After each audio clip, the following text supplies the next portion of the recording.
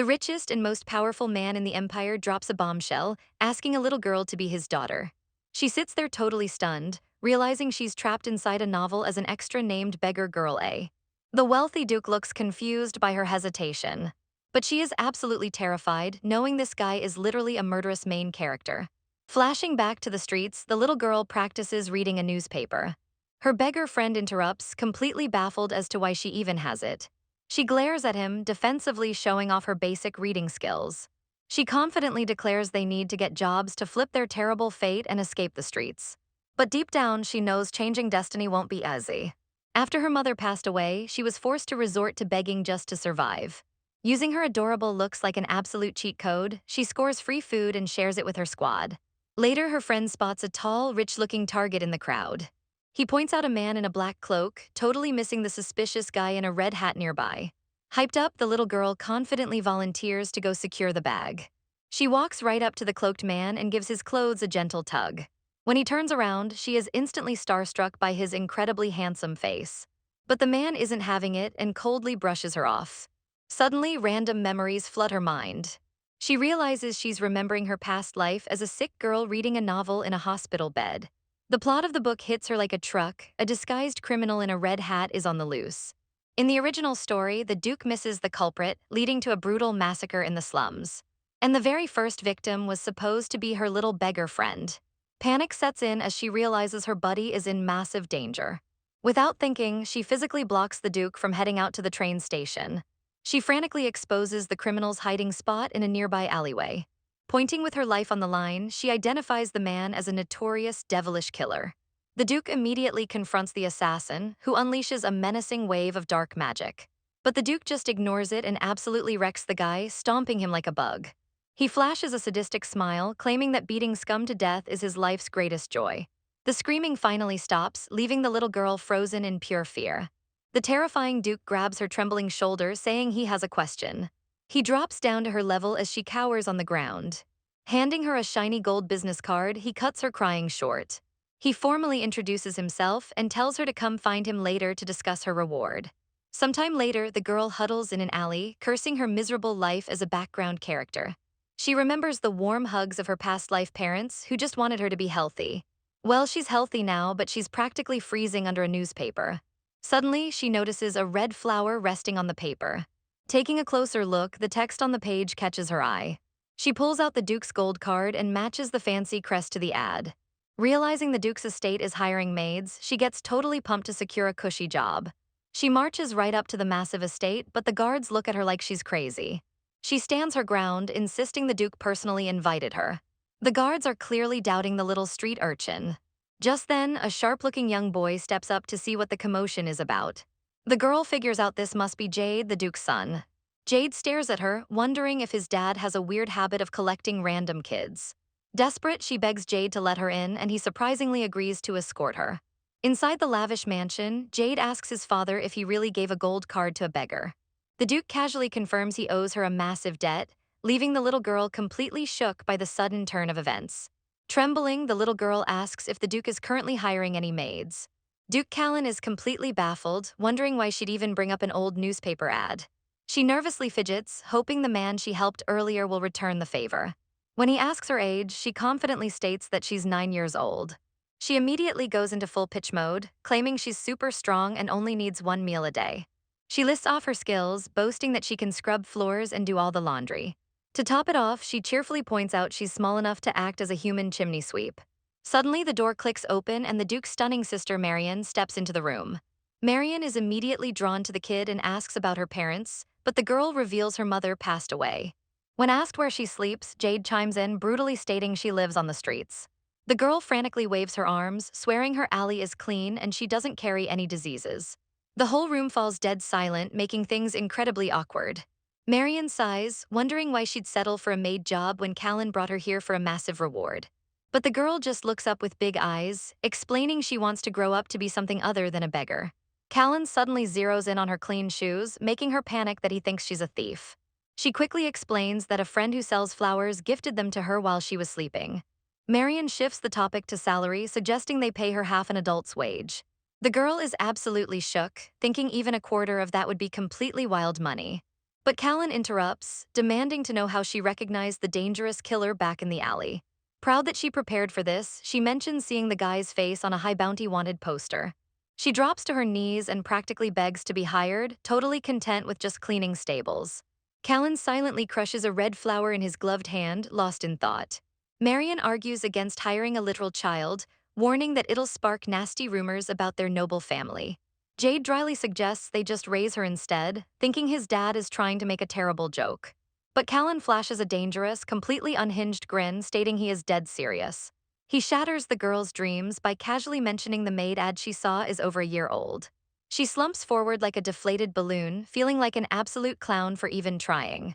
Then out of nowhere, Callan offers her 5 whole gold coins a week just to do whatever he asks. Her brain practically short-circuits as she tries to calculate how much bread that can buy. But her street smarts kick in, and she instantly suspects this is way too good to be true. Knowing the Duke has a creepy taxidermy hobby, she imagines him stuffing her like a bear and panics. Callan ignores her freakout, noting that his family has never actually had a daughter around the estate. Out of nowhere, he drops the ultimate bombshell, asking her to just become his adopted kid. The girl stares at him blankly, totally misunderstanding his proposal. In her head, she assumes adopted daughter is just some weird, ultra-specific maid rank. Marion bursts into laughter, explaining that daughters get served by maids, they don't do the chores. The realization hits the girl like a truck. This insanely rich Duke actually wants to adopt her. Marion scolds Callan for confusing the poor kid, but he just coldly tells his sister she's being too loud. Suddenly, a sharp-looking butler enters the room, announcing that the prince is waiting for an audience. Callan literally does not care, ordering the butler to get out because he's in the middle of a conversation. The girl nervously sweats, realizing this Duke is such a boss he can just put royalty on hold like it's nothing. Callan gently pats her head, admitting she's way too small for hard labor anyway. He looks her right in the eyes and says he hates the thought of her returning to the cold streets. So he firmly repeats his offer for her to become his actual daughter. She knows accepting this means becoming the most powerful noble girl around, but it also drags her into the novel's deadly political war zone. Seeing her hesitate, Callan leans in and asks why she doesn't like the idea. But she hardens her resolve, confidently accepting because this is literally a god-tier cheat code for a better life. Callan looks satisfied and stands up, telling the butler to start the paperwork. Marion is completely flabbergasted that he's adopting a kid without even knowing her name, but Callan vows to just give her a new one. As he walks out, the girl suddenly realizes she entirely forgot to introduce herself. Before the Duke leaves, the girl blurts out that her name is Ray, proudly stating it was a name given by her mother. Callan pauses and casually guesses she must have been born on a Monday, leaving her totally stunned. He smoothly explains that in an ancient language, Ray translates directly to Monday. Later, she is escorted to a massive bathroom that's literally bigger than a standard gathering hall. A butler tells her a maid will be right in to serve her, but as he turns to leave, she nervously stops him. The sharp-looking butler introduces himself as Kshin and tells her she can ask her questions after she cleans up. But she desperately begs for just one answer, asking if he knows what being an adopted daughter actually entails. Kshin says it means she'll be his little master, but she clarifies she wants to know why the Duke brought a street orphan like her into this lavish home. Giving her an adult's honest perspective, Kshin explains that noble adoptions are rare but not entirely unheard of. Sometimes they are brought in just to act as a playmate for an only child. Other times, it's basically a massive PR stunt for charity work, raising orphans into great talents to look good. By raising a commoner as a noble, the public would endlessly praise the Duke's endless mercy. The girl puts the pieces together, assuming she's just a charity project, and vows to repay the favor when she grows up. Sitting in the tub, she reflects on how slim her chances of surviving on the brutal streets really were. Now she gets to eat, study, and live comfortably, thanking Kshin for the reality check. Kshin bows respectfully, apologizing for his blunt words and promising to treat her as a true lady of the house from now on. But then he notes that the Duke actually hates people, so he highly doubts he'd adopt her just for some fake charity clout. He warmly adds that the only thing she needs to worry about is growing up healthy and in peace. Left alone, Ray thinks about that peaceful future. But she quickly remembers that growing up safely is going to be tough when her new dad is a literal mass murderer. In the novel, Callan is the most powerful dark wizard born in 500 years, cursed to absorb magic by taking lives. The royals basically turned him into a living weapon, using him as a one-man special forces squad to wipe out other killers. Still, as she relaxes in the warm water, she figures he might be a little scary, but he isn't a danger to her. She practices her adorable, pleading puppy eyes, ready to secure her place in this wild family. Soon, the maids arrive to dry her off, and she is absolutely amazed by how premium and soft the towels are. After a massive glow-up, she stands there looking flawless in a gorgeous frilly white dress. Looking in the mirror, she realizes her hair is actually a super pretty strawberry blonde. She twirls around feeling like an absolute angel, while the maids completely fangirl over how cute she looks. A maid proudly escorts the newly polished young miss to the dining room for dinner. But when she walks in, the massive table is completely empty. The feast laid out in front of her looks like a literal masterpiece.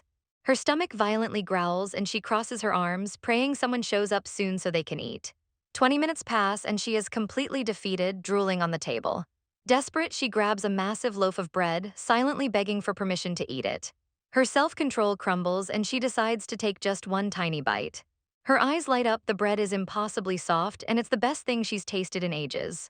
Remembering her past life where she was too sick to even hold down food, she starts crying because a good meal just hits different.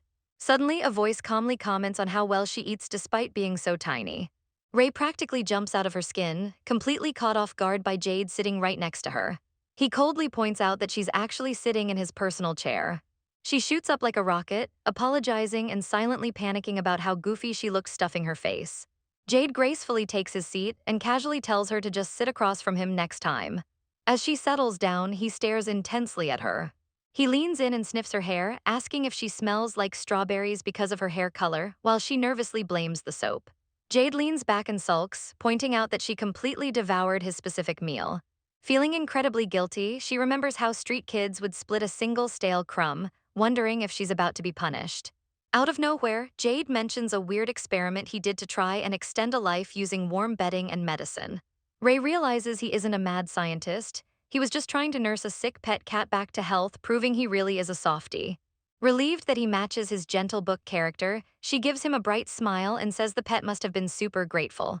Jade looks genuinely confused, asking why she wants to be friends with him. She happily replies that she's thankful he allowed her to stay, but he brushes it off, stating his father made the final call. In her head, Ray imagines Jade forcing the Duke to kick her out since he's the precious son. Jade just stares at her in silence with a completely unreadable expression. He bluntly breaks the ice, stating that siblings can't just magically become friends. But his gaze softens, and he admits they can still get closer, adding that he actually enjoys watching her eat since he never has much of an appetite. Ray suddenly remembers something important and decides to shoot her shot. She asks him about the strange red flower with golden cords she found earlier. Jade's vibe instantly flips to dead serious, and he demands to know exactly who gave it to her.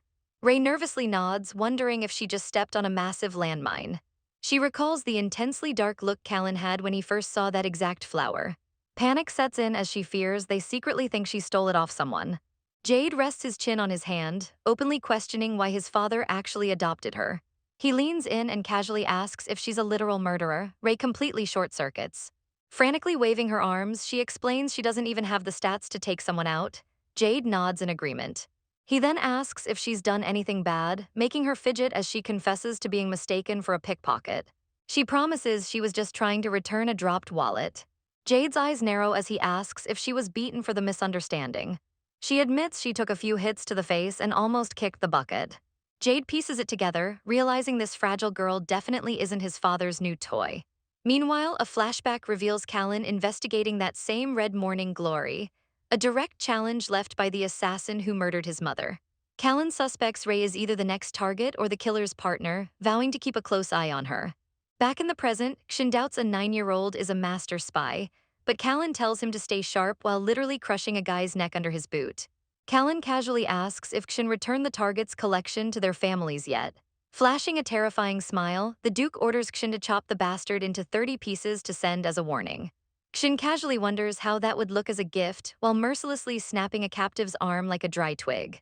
Using dark magic to torture the enemy, Kshin notes they can use a local estate visit as the perfect cover for their bloody work. A chibi Callan pops up, giving a cheerful stamp of approval to the gruesome plan. Back at the estate, Ray mentally notes she's been having breakfast alone with Jade for days. Jade wipes his mouth, amused by how much she enjoys the food, showing their icy dynamic is finally thawing. He gently suggests she needs to learn noble table manners soon, and she eagerly agrees. Later, Ray is absolutely beaming while playing with a simple balloon at the table. She warmly thanks Jade for the gift, and he gives her head a gentle pat, completely melting her heart. Kshin steps in like a pro, pouring them some premium milk tea imported straight from the Raghul Empire. Ray sits at the grand table, thinking her new life is finally hitting perfect mode. Later, while taking a walk, Kshin explains that the Duke's bloodline is the oldest in the entire empire. He guides her through the massive grounds, noting they're the only family with this much real estate in the capital. Ray points to a row of empty mansions, and Kshin explains a Duchess family used to live there before clearing out. Then he points ominously toward a rundown temple in the distance. He warns her to never go near it, revealing it's Callan's secret workshop for his precious collections. Suddenly, a speeding temple wagon comes barreling toward them, and Kshin quickly pulls Ray to safety. The door flies open and Marion bursts out, looking absolutely radiant and hyped to see Ray again. She immediately grills Kshin, demanding to know how rumors of the Duke's new daughter leaked when she personally blocked all the articles. Marion snaps her fan open, smirking as she admits gossip spreads way faster than the actual news. She explains that high society ladies are obsessed with her brother, noting that a Mrs. Rose was the one who spilled the tea. Marion pulls Ray into a tight hug but suddenly pauses to inspect her outfit. She totally roasts the dress for being super old-fashioned, triggering Ray's memories of standing outside fancy stores in her beggar days. Ray remembers one magical night when a premium toy store owner forgot to turn off the window display lights. She had stayed up all night, completely mesmerized by the beautiful toys she could never have. Snapping back to reality, Ray shyly looks up at Marion and asks a massive favor. She asks if she can finally go inside a real toy store just to touch the dolls, making Marion softly stroke her hair in sympathy. Fast forward, they pull up to Seville Street, the absolute top-tier shopping district where all the noble ladies drop their gold. Marion tells Ray they need to get a whole new wardrobe tailored since she's officially part of a Duke's family now. They step into a premium boutique and the owner instantly gasps in awe. The shop owner practically trips over herself to greet Marion, scrambling her staff to help. The owner offers their finest silk, but Marion steps aside, presenting the nervous little Ray as the VIP for the day. The staff pauses, totally confused by the random kid standing in the room.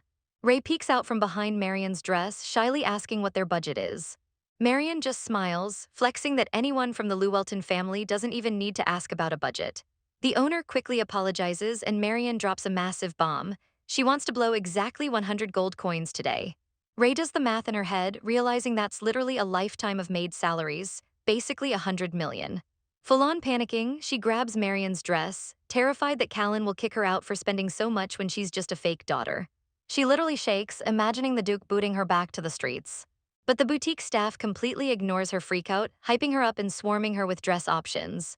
A sweet staff member gently takes Ray's precious balloon, tying it to a window handle for safekeeping. Ray gets dragged away like a confused rag doll into the fitting room. Out front, Marion goes into full boss mode, rejecting the basic designs and ordering them to bring out princess-tier dresses. Ray sits on a stool looking like a blank potato while the adults enthusiastically buzz around her with fabrics. Marion spots a gorgeous design in the catalog and asks if they have a sample to try on. The owner excitedly agrees and rushes Ray right back into the changing room. Inside, the staff tightens the ribbons on a stunning pink party dress, casually mentioning it's the exact same style the actual princess ordered. Ray looks in the mirror, totally starstruck by how wonderful she looks. Suddenly, the boutique door sneaks open and the snobby Madame Rose walks in. Ray instantly recognizes the name from Marion's noble gossip earlier. The boutique owner jumps, quickly telling Ray to stay put so she can go serve the new customer. Out in the hall, Madame Rose complains bitterly, incredibly salty that she almost married the Duke, only for him to randomly adopt a kid instead. She aggressively fans herself, glaring toward the fitting rooms and scoffing that the girl is definitely a commoner.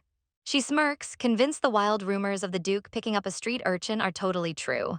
Rose maliciously schemes that they'll probably just marry the uneducated girl off and banish her to the countryside. She loudly mocks the situation, assuming the adopted girl must be horribly ugly if they're keeping her hidden.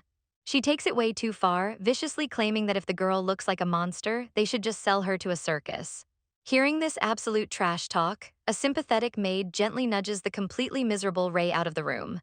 Ray pauses at the door, haunted by memories of people always looking at her like she was literal garbage. But she takes a deep breath, clutching her fancy dress and trying to convince herself everything is fine now. The second she steps out, Marion absolutely loses her mind, clapping and squealing over how cute the matching dress concept is. Ray's mood instantly flips, beaming with a massive smile, just relieved that Marion is so happy. The staff sits her down in a plush chair like absolute royalty while they go grab her some water. While waiting, Ray looks over and realizes her yellow balloon is completely missing. Panicking because it was her first real gift from Jade, she bolts out of the boutique to track it down. Outside, a creepy fortune teller suddenly reaches out from an alley, stroking her strawberry blonde hair and offering a reading for 5 silver coins. Ray nervously glances around, realizing her bodyguards are nowhere in sight.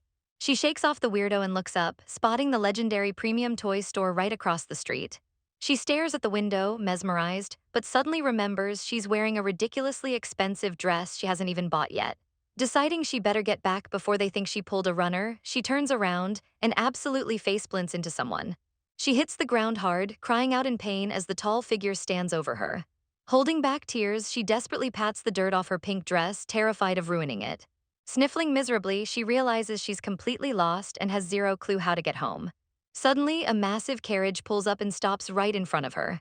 A polished black shoe steps onto the pavement, and a deep voice asks if she really ran away from home this early. Ray looks up in absolute shock. It's Duke Callan. He steps out of his carriage, noting he heard she was at the dressing room. Instead of scolding her, he smoothly swoops her up into his arms, making Ray blush intensely as she wonders if all aristocrats are this sweet. Back at the boutique, a frantic maid rushes out to meet them on the red carpet, apologizing profusely because a guest opened the windows and blew Ray's balloon away. The boutique owner stammers, totally surprised to see Duke Callan show up out of nowhere. Madame Rose instantly lights up, flashing a flirty smile and noting it's been a while since they last met. Callan casually steps up holding Ray, completely shutting down the flirting by introducing his new daughter. Rose aggressively fans herself, trying to play it cool while telling Ray they'll be family soon, but Callan hits her with a lethal death glare. He bluntly calls her out, saying he doubts that, but warmly adds that his daughter really is pretty. Sweating bullets, Rose nervously laughs it off as a charity work hobby and tries to pivot by offering to find Ray a strict tutor. Ray practically shrinks in terror at the thought of a scary teacher, while Callan looks completely unamused. Ignoring Rose entirely, Callan looks down at Ray and asks if she knows who he is. When she formally calls him a duke, he corrects her, demanding she call him her father, which instantly turns Ray tomato red. Amused by her shyness, he gently pats her head before turning his attention back to the annoying noblewoman. Callan coldly asks Rose if she actually knows who he is, while Ray confusingly rubs her eyes. Ray innocently thinks to herself that if she were as pretty as Rose, she'd definitely just marry early to avoid all this drama. Rose gets super defensive, angrily asking if the Duke eavesdrops on people like a stray cat. Callan drops the hammer, warning her to stop threatening his kid and reminding her she has zero authority in his territory. Rose is completely flabbergasted, gasping in absolute offense as the staff watches the drama unfold. Callan violently flexes his wealth, stating he literally owns the entire street and is severely disappointed in her lack of class. He softly pats Ray's head, jokingly adding that she gets a free pass for not knowing anything. Desperate, Rose steps closer, crying that they're supposedly dating and begging him not to be so cold. She grabs onto his sleeve, pleading for him to reconsider. Callan roughly rips his arm away, absolutely roasting her for being delusional enough to think a few dinners meant they were a couple. He smirks, smoothly stating that if she really believed they were dating, she can consider this him officially dumping her. Flashing a terrifying glare, he orders her to get lost before he calls security, leaving Rose wide-eyed in pure fear.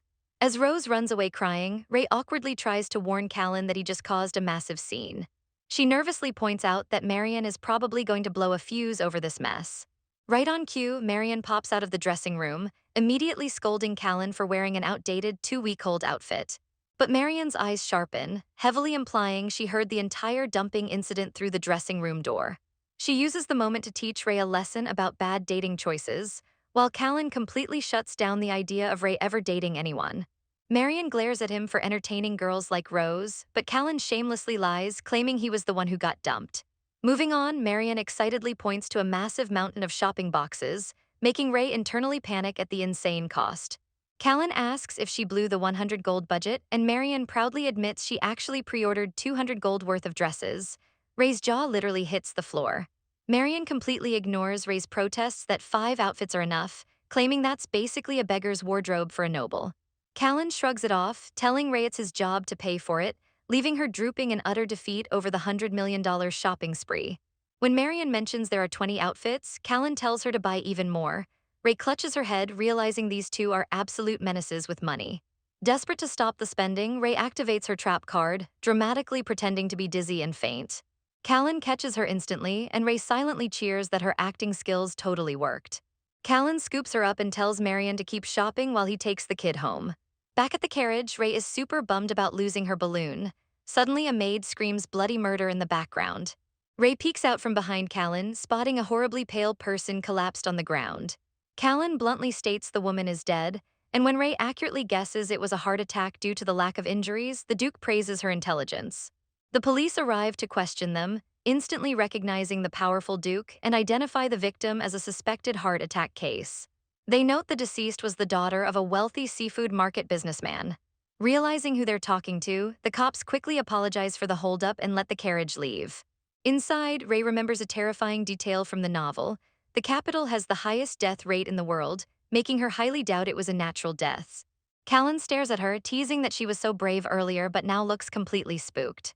The creepy fortune teller's words about her dark fate echo in her mind. But Ray grips her dress and shakes it off, deciding she doesn't need to stress over things she can't control. Back at the mansion, Xin smoothly opens the grand doors to welcome them home. When Xin asks how they ended up returning together, Callan casually jokes that he just picked her up off the street. Later, Ray sits on the stairs with Jade, looking absolutely miserable because she never found his balloon gift. Jade gently rubs her head, telling her not to cry over replaceable things, and smoothly offers his hand to walk her to her room. Jade gently wipes the tears from Ray's face, and she instantly beams with a bright, happy smile. Meanwhile, Callan casually lounges in his throne-like chair, swirling dark magic in his hand like a literal supervillain. He takes a sip of his drink and smirks, noting that raising a kid is actually pretty tiresome. Later, Ray completely zones out staring at a magical phonograph, amazed by the rich people tech. She asks Jade his age, and her jaw drops when he says he's 14. She totally thought he was 17. She panics about the wine in his hand, but he calmly explains their family rarely drinks or does drugs. Callan, walking around with his shirt unbuttoned like an absolute boss, pats Ray's head and tells her she's way too young for wine. Ray excitedly cheers that she can't wait to grow up, making both Callan and Jade crack a rare smile. But the wholesome moment ends when Callan starts reviewing a dark report about a string of mysterious heart attacks. According to the files, 3 different women died suddenly in completely different locations. The only thing connecting the victims, they all had bright red hair. Callan flashes a dangerous smirk, fully realizing there's a serial killer on the loose. Ray grips her dress, thinking this is actually a good thing since the Duke loves hunting down criminals. But Callan notices her looking super pale and immediately starts taking off his gloves to check on her. Ray's mind spirals as she remembers a dark plotline from the novel about a forgotten red-haired girl locked in a cage. Jade asks if she's okay, and when Xin confirms today is August 9th, Ray completely panics. She remembers the lore. The killer had a deeply toxic obsession with his mother, loving and hating her at the same time. Driven by twisted emotions, the killer's mother suddenly decided she wanted to be a real mom again. Her obsession led her to target women with the same red hair, using a disguised fortune teller to hand out a beauty potion. The potion made their skin glow at first, but it was actually a slow-acting poison designed to trigger a fatal heart attack. Ray realizes the creepy fortune teller she met earlier was the culprit, meaning this is a full-blown murder case.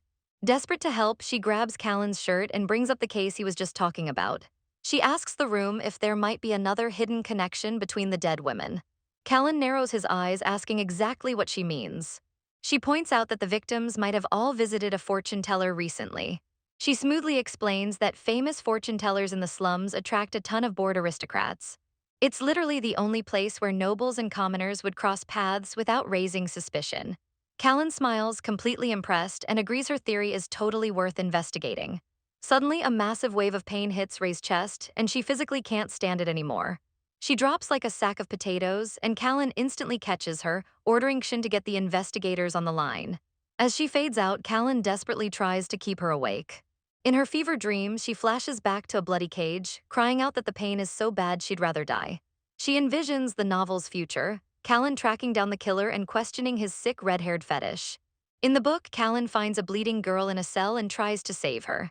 But it's a trap. The girl stabs him right in the chest with a poisoned silver arrow. Ray suddenly snaps awake in her bed, surrounded by Callan, Jade, and Xin looking incredibly worried. She covers her mouth, absolutely terrified by the intense visions haunting her. She remembers the novel's tragic aftermath, how Callan's poisoning led greedy nobles to swarm the estate. They saw his weakness as the perfect chance to overthrow the Duke's empire. Ray realizes that's the absolute limit of her future knowledge. In her past life, she literally died in the hospital right as she was reading that exact cliffhanger. She bangs her head in frustration, regretting telling Callan about the fortune teller and putting him in danger. Jade gently grabs her hand, asking if she's fully awake now. Ray looks around her massive, luxurious room, wondering why everyone is staring at her like she grew a second head. Kshin warmly tells her to speak up if she feels sick, while Callan finally orders Jade to go get some sleep. Ray watches them, wondering why they're all still up so late just for her. Suddenly, Kshin hands Callan a fresh stack of research data that arrived way faster than expected. Ray realizes it's the activity report on the red-haired victims, meaning Callan is about to walk right into the deadly trap tonight. Without thinking, she grabs his sleeve, desperate to stop him from getting wrecked like in the original story. Callan stops and looks down, but Ray totally freezes, not knowing how to explain her future knowledge. Callan reads the file and connects the dots. The fortune teller is the link, and he immediately suspects it's all a calculated trap designed to bait him. Callan looks totally confused as Ray grips his shirt for dear life. Tears stream down her face as she desperately begs the Duke not to leave. She drops the investigation papers, completely breaking down while Callan tries to calm her. She buries her face in his chest, claiming she had a prophetic dream where he gets severely wounded. Gripping his clothes, she frantically begs him to stay by her side just for tonight. Wiping her tears, she feels super guilty for lying, wondering if everyone is mad at her. Surprisingly, Callan agrees to stay at the manor, assuring her he isn't angry at all. She nervously asks if he'll chase her away, but he just gently asks why he would ever do that. Kshin and Jade comfort the crying girl, handing her a cup of medicine to soothe her nausea. Ray aggressively gulps down the intensely bitter tea. Kshin wipes her mouth like a true pro, making Ray blush and insist she can do it herself. Callan leans in close, teasingly asking if she's too scared to sleep alone. She completely panics and denies it, making Callan laugh as he promises to stay with her anyway. Jade and Kshin watch, absolutely bewildered by how the Duke's cute gesture somehow feels like a threat. Callan pats the mattress, telling her to lie down and hurry to sleep. But Ray violently shakes her head, refusing to close her eyes until the night is fully over so he can't sneak out. Callan just casually leans back, his shirt completely unbuttoned, asking if this setup is enough for her. Ray pouts, stubbornly insisting she's only resting, and Callan just rolls with it. Callan randomly orders Jade to join them, and Ray's eyes literally sparkle with excitement. The three of them lie in bed together, and Ray feels an overwhelming sense of actual family. She gets emotional, wondering if she's finally hit the jackpot with a real, loving home. Suddenly, a massive wave of drowsiness hits her, and Callan reveals the tea was basically a knockout potion. Realizing she got completely played, she makes Callan promise not to leave as she yawns heavily. She passes out, mumbling about calling the police. Meanwhile, a flashback reveals how she actually pulled off her master plan by asking Jade if he could ride a horse. Jade confidently said yes, but demanded to know what he'd get in return. Ray looked him dead in the eyes and promised to literally do anything for him later if he just trusted her. Jade agreed, and the two kids bolted for the stables. Once there, Ray is absolutely mortified by how massive the horse actually is. Jade smoothly pulls her up onto the saddle and she hypes herself up. But the second they take off, she is clinging on for dear life, getting absolutely ragdolled by the intense speed. Jade checks if she's okay and she completely lies, screaming yes while terrified. They finally reach the slums and Ray frantically points toward the third alley. She spots the creepy fortune teller's house and bolts toward it, while Jade asks if she's really here for the Duke. Jade tries to talk sense into her, warning her that Callan is definitely not there. He grabs her arm, finally demanding to know what she's hiding. Ray just stares back with pleading eyes, reminding him that he promised to help. She creeps up to the door, realizing the area is suspiciously dead quiet. Inside, an armed thug is lurking in the shadows, proving this fortune teller is actually running a full-blown gang. Ray warns Jade to run if things go south, but Jade is literally stronger than most adults and tells her he's got this.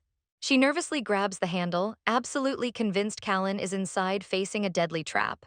Admitting she's terrified, she rips the door open anyway. Jumping back to the present, Kshin panics, reporting to Callan that both kids have completely vanished. Callan immediately realizes they went to the slums for him. A dark flashback triggers. Callan remembers his abusive father, the previous Duke, who called him a cursed monster out of pure jealousy. Terrified of his own son's immense magic, the father would brutally beat him. The only light in Callan's life was his mother, who would desperately shield him from the blows. She took the physical abuse to protect her little boy, crying and apologizing for being weak. When she finally died, Callan's entire world completely shattered. Back in the present, Callan holds the unconscious Ray after rescuing her from the slum trap.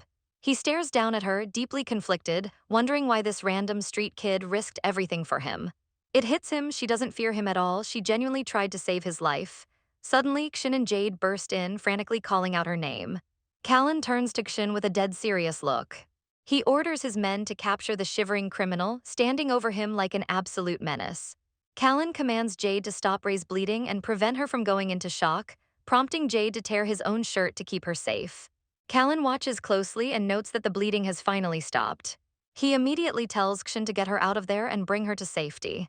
Xin suggests moving her to one of Callan's private hotels nearby and prepares to carry her off. Later, Callan stands impatiently as he asks the doctor for a status update. The nervous doctor stammers that she's past the critical stage, though they still need more details. They confirm the arrow wasn't laced with lethal poison, meaning her heart is totally fine. But Callan is taking zero chances, threatening to literally banish every doctor in the capital if the kid dies.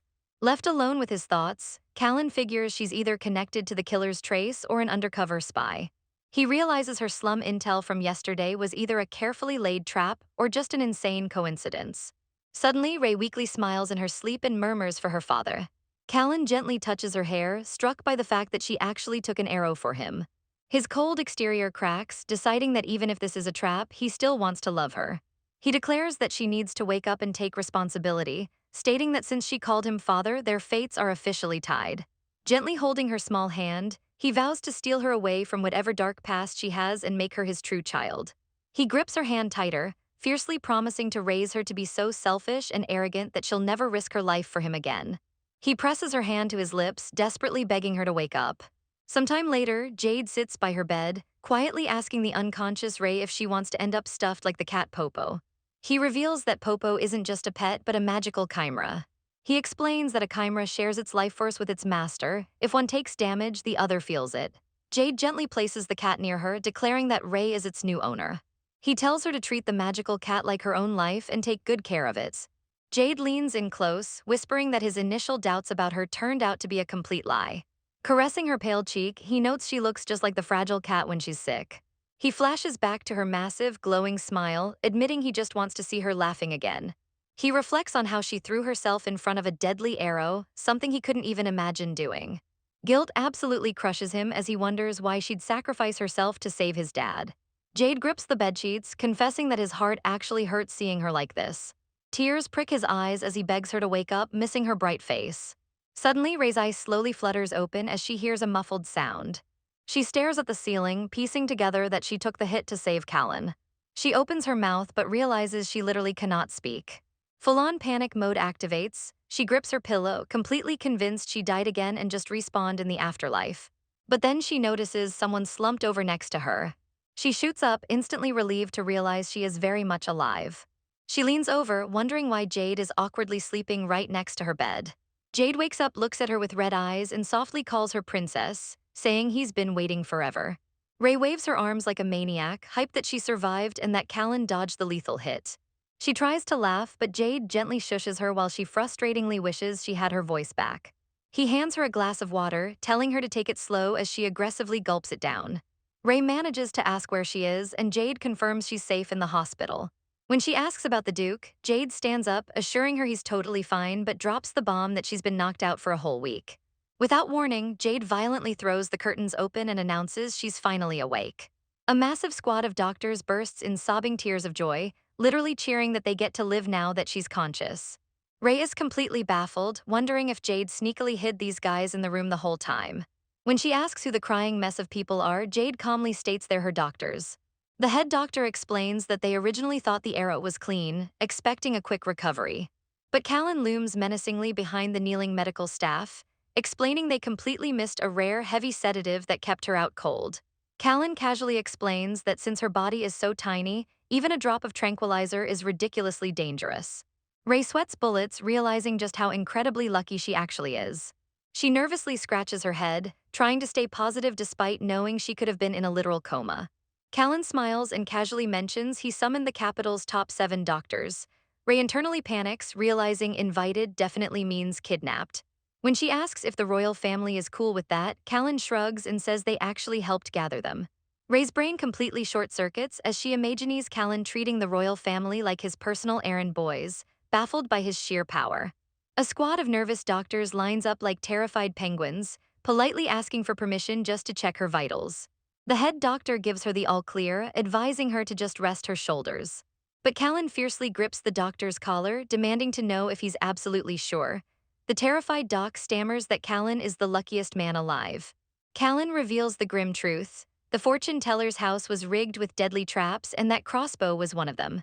Turning the ring left fires a poison arrow, but turning it right fires a sedative. Since Callan was literally strangling the guy, he only managed to trigger the sleepy one. Ray clenches her fist, realizing she just tanked the exact arrow Callan was supposed to take in the original novel. Jade gently pats her head while she awkwardly laughs, thinking this entire family operates on a pure villain mindset.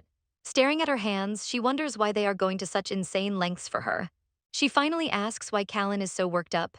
For him, a sedative arrow is nothing, but for her tiny body, it was a literal disaster. Blushing, she waves her hands and admits she isn't some grand hero. She just didn't want Jade and Kshin to be sad if the Duke got hurt. Callan's intense gaze softens into a warm smile as he calls her really sweet. But Ray panics, gripping her head because she knows sweet talking won't distract Callan from the real mystery. Flashing back to the crime scene, Callan and Kshin find a hidden room absolutely stuffed with red phoenix flowers. Callan tells Kshin to call the cops, pointing out a pale, dead hand sticking out from the floral pile. The police arrive and confirm the victim was a young boy who worked as a solicitor for the fortune teller. Callan's eyes narrow as he pieces it all together. He realizes this is the exact same flower boy Ray mentioned just a few days ago. Panic instantly sets in. Callan and Kshin absolutely bolt from the scene, completely out of breath. Back in the present, Ray hides behind her bed curtains, totally convinced Callan is furious with her. But Callan just gently taps her nose, asking if the boy who gave her the flower was known for handing out extras. Callan remembers how Ray innocently brought up the flower on her first day at the mansion. The horrific reality hits him in the flashback. The boy is dead, meaning the killer was already tying up loose ends. Callan urgently grabs Kshin, practically flying out the door. Looking more terrified than ever, Callan yells that they need to check on Ray right that second. Back in her room, Ray braces herself, ready to play dumb as Callan approaches her bed. Callan and Kshin finally catch their breath, looking completely exhausted from rushing back to the estate. Ray peeks out from the curtains, bracing herself for a massive scolding. Instead, Callan looks at her with absolute pure relief, apologizing for being late and admitting he was worried sick. Ray grips her bedsheets, completely overwhelmed. In her past life on the streets, if she was sick or starving, she had to survive entirely on her own. Tears well up in her eyes as she realizes this is what it actually feels like to be cared for. She frantically shakes her head, terrified of getting used to this warmth in case she ever gets kicked out. Callan breaks the silence, asking if she has something to tell him about sneaking out into the slums. He pulls out the red phoenix flower, sharply asking what exactly she knows about it. Ray plays the innocent card flawlessly, claiming she only knows it as the pretty flower she brought home.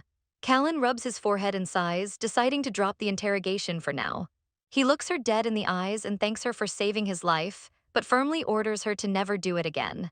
He places a gentle hand on her head, declaring that as her father, it's his job to protect her, not the other way around. Kshin watches from the doorway with a proud dad smile as Callan asks what she originally wanted to say. Ray beams with a wholesome smile, happily noting that Callan is just saying all this because he cares. Callan looks totally stunned, while Ray nervously asks if the doctors lied about her recovery. The doctor literally shakes in fear in the background. Ray thinks to herself, shouldn't Callan be the one aggressively interrogating her right now? Callan asks if she isn't curious about who he just killed or what he was even doing in the slums. Ray just innocently scratches her cheek, completely trusting him and saying she knows he wouldn't attack innocent people. Callan drops to his knees in front of her bed. Ray nervously asks if she said something wrong to get this kind of intense reaction. He stares at her in disbelief, asking where on earth she came from and if she isn't terrified of his dark side. She admits he's scary, but asks if he really expected her to just scream and run away. He accepts that, but demands to know how she actually figured out he was at the fortune teller's house. Ray stammers, nervously confessing that she peeked at the secret papers he left in her room. She internally wonders why this incredibly powerful Duke always leaves top-secret clues, just lying around for her to find. Callan rubs his chin, completely caught off guard, realizing she read the report on the red-haired victims. As Kshin quietly enters the room, Callan asks if she even knows how to read letters. Ray admits she can't read well, but she has a photographic memory for street signs. She explains the fortune teller lived right near her old alley and had a terrifying rumor of eating children. She claims she just matched the familiar symbols from the street to the phrases on his documents. She admits she woke Jade up because she was terrified the creepy fortune teller was going to literally eat the Duke. Callan thinks it's absolutely unbelievable, marveling at how magical her intuition is. He taps his knee, realizing she perfectly deduced everything he was secretly investigating. He just stares at her, taking in just how incredibly sharp this little girl really is. Callan drops the interrogation but strictly orders her never to pull a reckless stunt like that again. Ray instantly nods, promising to be completely obedient from now on. Callan flashes back to her first day at the mansion. He pulls out the red phoenix flower she gave him and asks what it means to her. Ray tilts her head, pointing out that his face always gets super weird whenever he looks at it. She suddenly gets incredibly shy, wondering if she stepped on a massive conversational landmine. Callan explains the flower is the calling card of a truly evil criminal. When she asks how bad the guy is, Callan admits he doesn't even know his true identity yet. A dark flashback shows the red flowers left behind at brutal murder scenes. Callan had scoured the bloody alleys but hit a complete dead end every single time. Ray turns ghost pale, absolutely shook to realize someone purposely left the killer's calling card right next to her while she slept. The puzzle pieces snap together in her head as she realizes Callan didn't adopt her out of pure kindness. She panics, wondering if he only took her in because he suspected she was connected to the serial killer. She slumps forward, totally overwhelmed by the insane political mind games she just stumbled into. She looks up with big eyes, realizing she genuinely loves living with them, but she's completely clueless about their dark world. Callan smirks, praising her for being such a quick-witted kid. He gently pets her head, admitting he was originally suspicious of her, but now sees her as his literal savior. He decides to open up, explaining that his real job is punishing the absolute worst scumbags the police can't touch. Ray is stunned he's sharing his deepest secret. Callan tells her that since she saved him and she's officially his daughter, she deserves to know the truth. He leans in and asks how she feels about finally being let in on the family business. He warns her that since she knows his secret, she can never run away. Ray fiercely grabs his collar, swearing to take the secret to her grave. She timidly asks if she can really call him her father now. Callan is surprised she hasn't been doing it this whole time. He praises her and casually asks her to say it again. Ray completely short-circuits, hiding her intensely blushing face. Changing the subject, Ray asks where Jade is. Kshin chimes in, revealing Jade stayed awake by her side the entire night before passing out in the next room. Kshin playfully notes that Ray has a scary talent for enchanting dukes. Callan smiles and tells Kshin to go wake his son. Suddenly, Callan effortlessly scoops Ray up into his arms, telling her it's time to finally go home. Back at the estate, Ray sits next to Jade, totally mesmerized by a massive yellow balloon. She hugs it tightly, beaming with joy and thanking him, completely melting the boys' hearts. Callan casually mentions they can hit up the toy store if she wants, making Ray suspicious that he's only acting sweet because she was sick. Callan admits he saw her staring pitifully through the toy store window the other day. Ray remembers the exact moment she was out searching for her lost balloon. A flashback shows her watching a happy kid walk into the premium shop with their parents. For a street beggar, it was a fantasy world she could only dream of entering. Callan confidently states that from now on, she can go to that store whenever she wants. He totally flexes, telling her if she doesn't know what to pick, she should just buy the entire shop. Ray is completely flabbergasted and turns to Kshin to see if the Duke is actually being serious. Kshin absolutely spills the tea, revealing Callan was so confused about what toy to buy her that he just dropped a massive deposit to literally buy out the whole store. Callan looks away, totally embarrassed, confessing he's literally never bought a present for anyone before. Ray is shocked and asks if he's ever even bought Jade a gift. Callan recalls he did buy him something once, a very stiff soldier teddy bear. Callan holds a tiny teddy bear, telling his dad they don't need expensive gifts as long as they have a good bond. The Duke and his butler are caught completely off guard by the unexpectedly mature response. Butler remembers the original book's plot, recalling how the Duke once literally locked Callan in a cell with a venomous snake.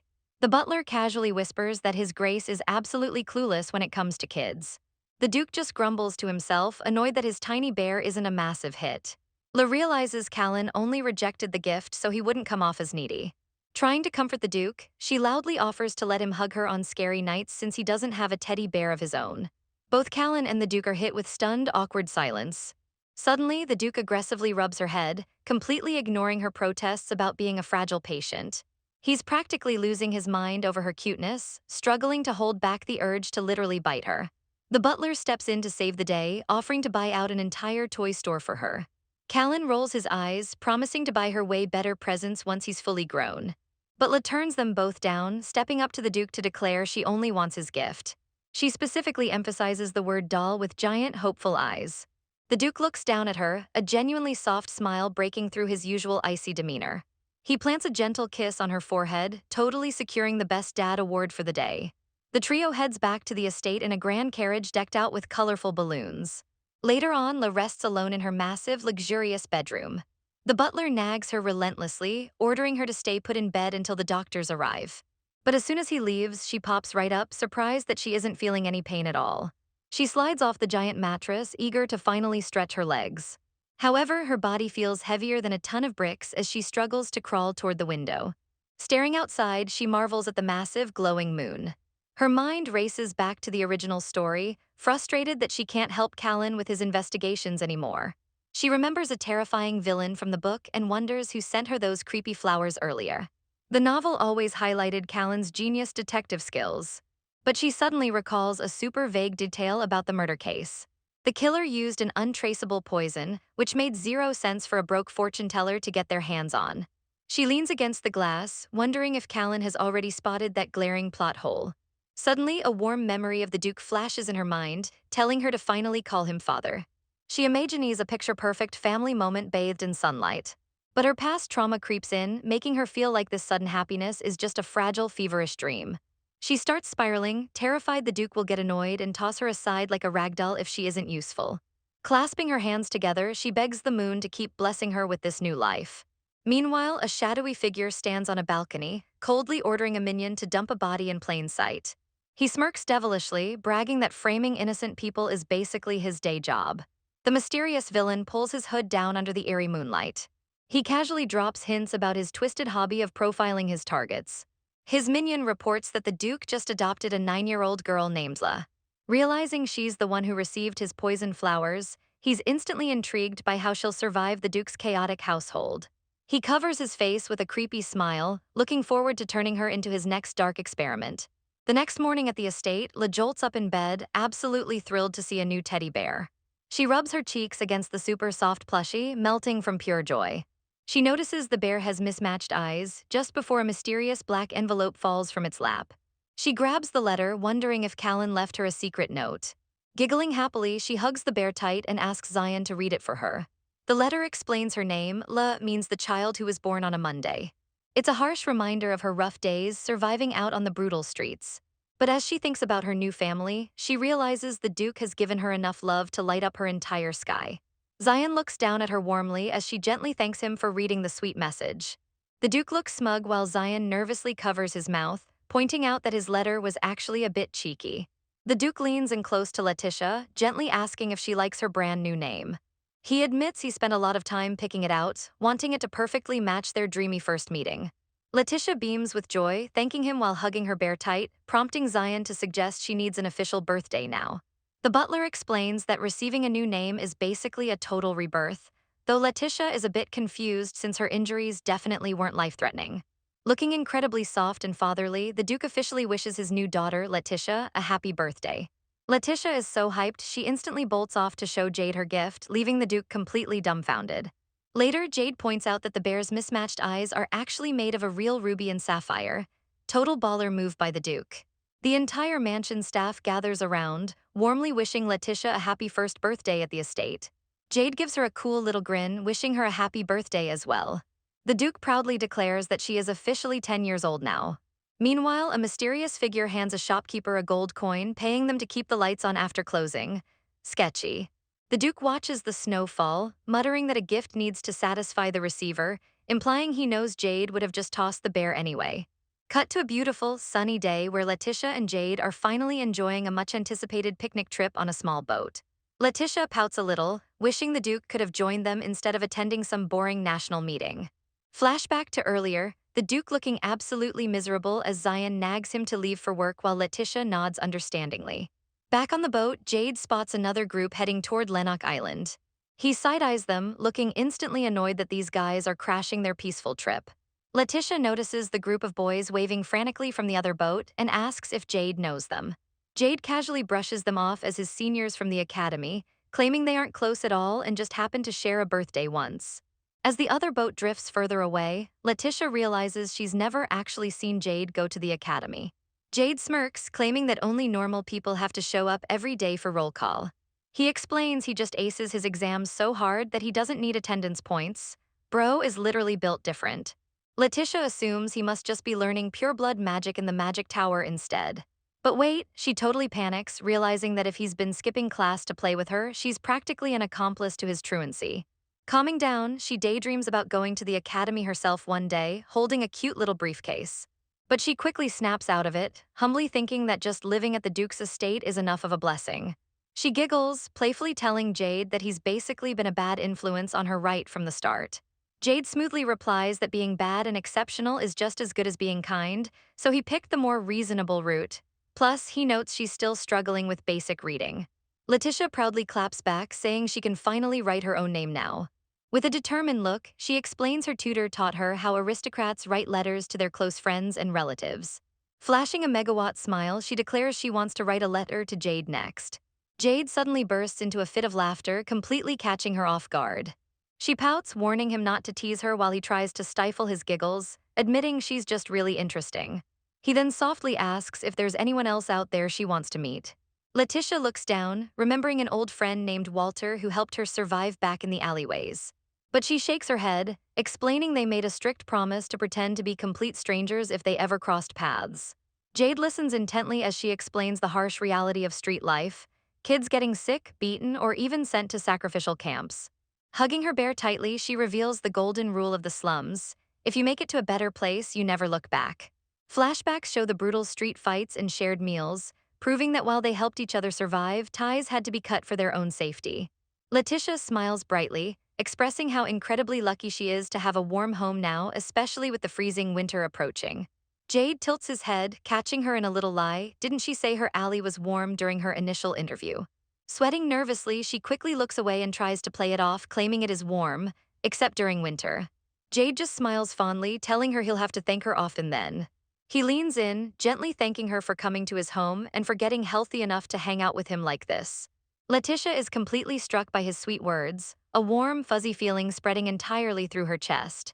Overjoyed, she lunges forward and completely tackles him in a massive hug, almost tipping the boat. She hit him like a heat-seeking missile. As their little boat gently approaches the island shore, she wishes she could bottle up this perfect moment to remember whenever she feels sad. She steps onto the grass, her eyes sparkling like crazy at the massive, gorgeous landscape. She excitedly grabs Jade's arm and drags him along, while he chuckles and reminds her to take it easy since they have the whole day ahead of them. Letitia leans in to smell the gorgeous blue roses, amazed that they only bloom 3 times a year on Lennox Island. Jade smiles smoothly, explaining he planned their little getaway specifically for this exact day. Letitia spins around the beautiful garden, wondering why such a stunning spot is completely empty. Jade's expression darkens as he mentions the sketchy rumors surrounding the flowers. He casually explains the myth: the rose's poison supposedly drives people insane and anyone who comes near them will die. Letitia absolutely freezes, completely spooked by the horrific legend. Jade quickly waves it off as just a silly superstition, leaving Letitia sighing in massive relief. She gently taps a petal, thinking it's a shame such a pretty flower has such a dark reputation. But then Jade casually drops that they've actually found mystery dead bodies here, twice. Letitia jumps out of her skin when Jade points directly at the bush she's standing next to. He smirks, confirming the bodies were found exactly right there. Letitia gulps, looking like she's about to pass out from sheer terror. The comic then drops the real lore. The roses are only blue because magical stones buried deep underground are radiating energy. Jade explains that before people understood the magic radiation, they assumed the deaths were from poison. So no, not poisonous. Suddenly, the butler calls out that lunch is finally ready. As they sit down, Jade's Academy seniors completely crash the picnic, loudly greeting him. Jade gives them the coldest greeting ever, explaining he only brought his sister here for some peace and quiet. The guys are absolutely flabbergasted that Jade has a little sister, while Letitia hides, totally intimidated. Due to her rough past in the slums, young male aristocrats still give her massive anxiety. But deciding to be polite, she bravely peeks out from behind Jade's back. Jade is having zero of this and instantly tries to ghost them, telling the guys to enjoy themselves as he walks away. But the red-haired guy, Percy, traps them, teasing Jade and demanding a proper introduction to the little lady. Jade sighs like his soul just left his body and formally introduces her. The guys immediately start whispering, completely mind blown that the Duke's family has such a cute kid. The quiet brown-haired guy smiles softly and introduces himself as Leon. Letitia squints, feeling like she's definitely seen him somewhere before.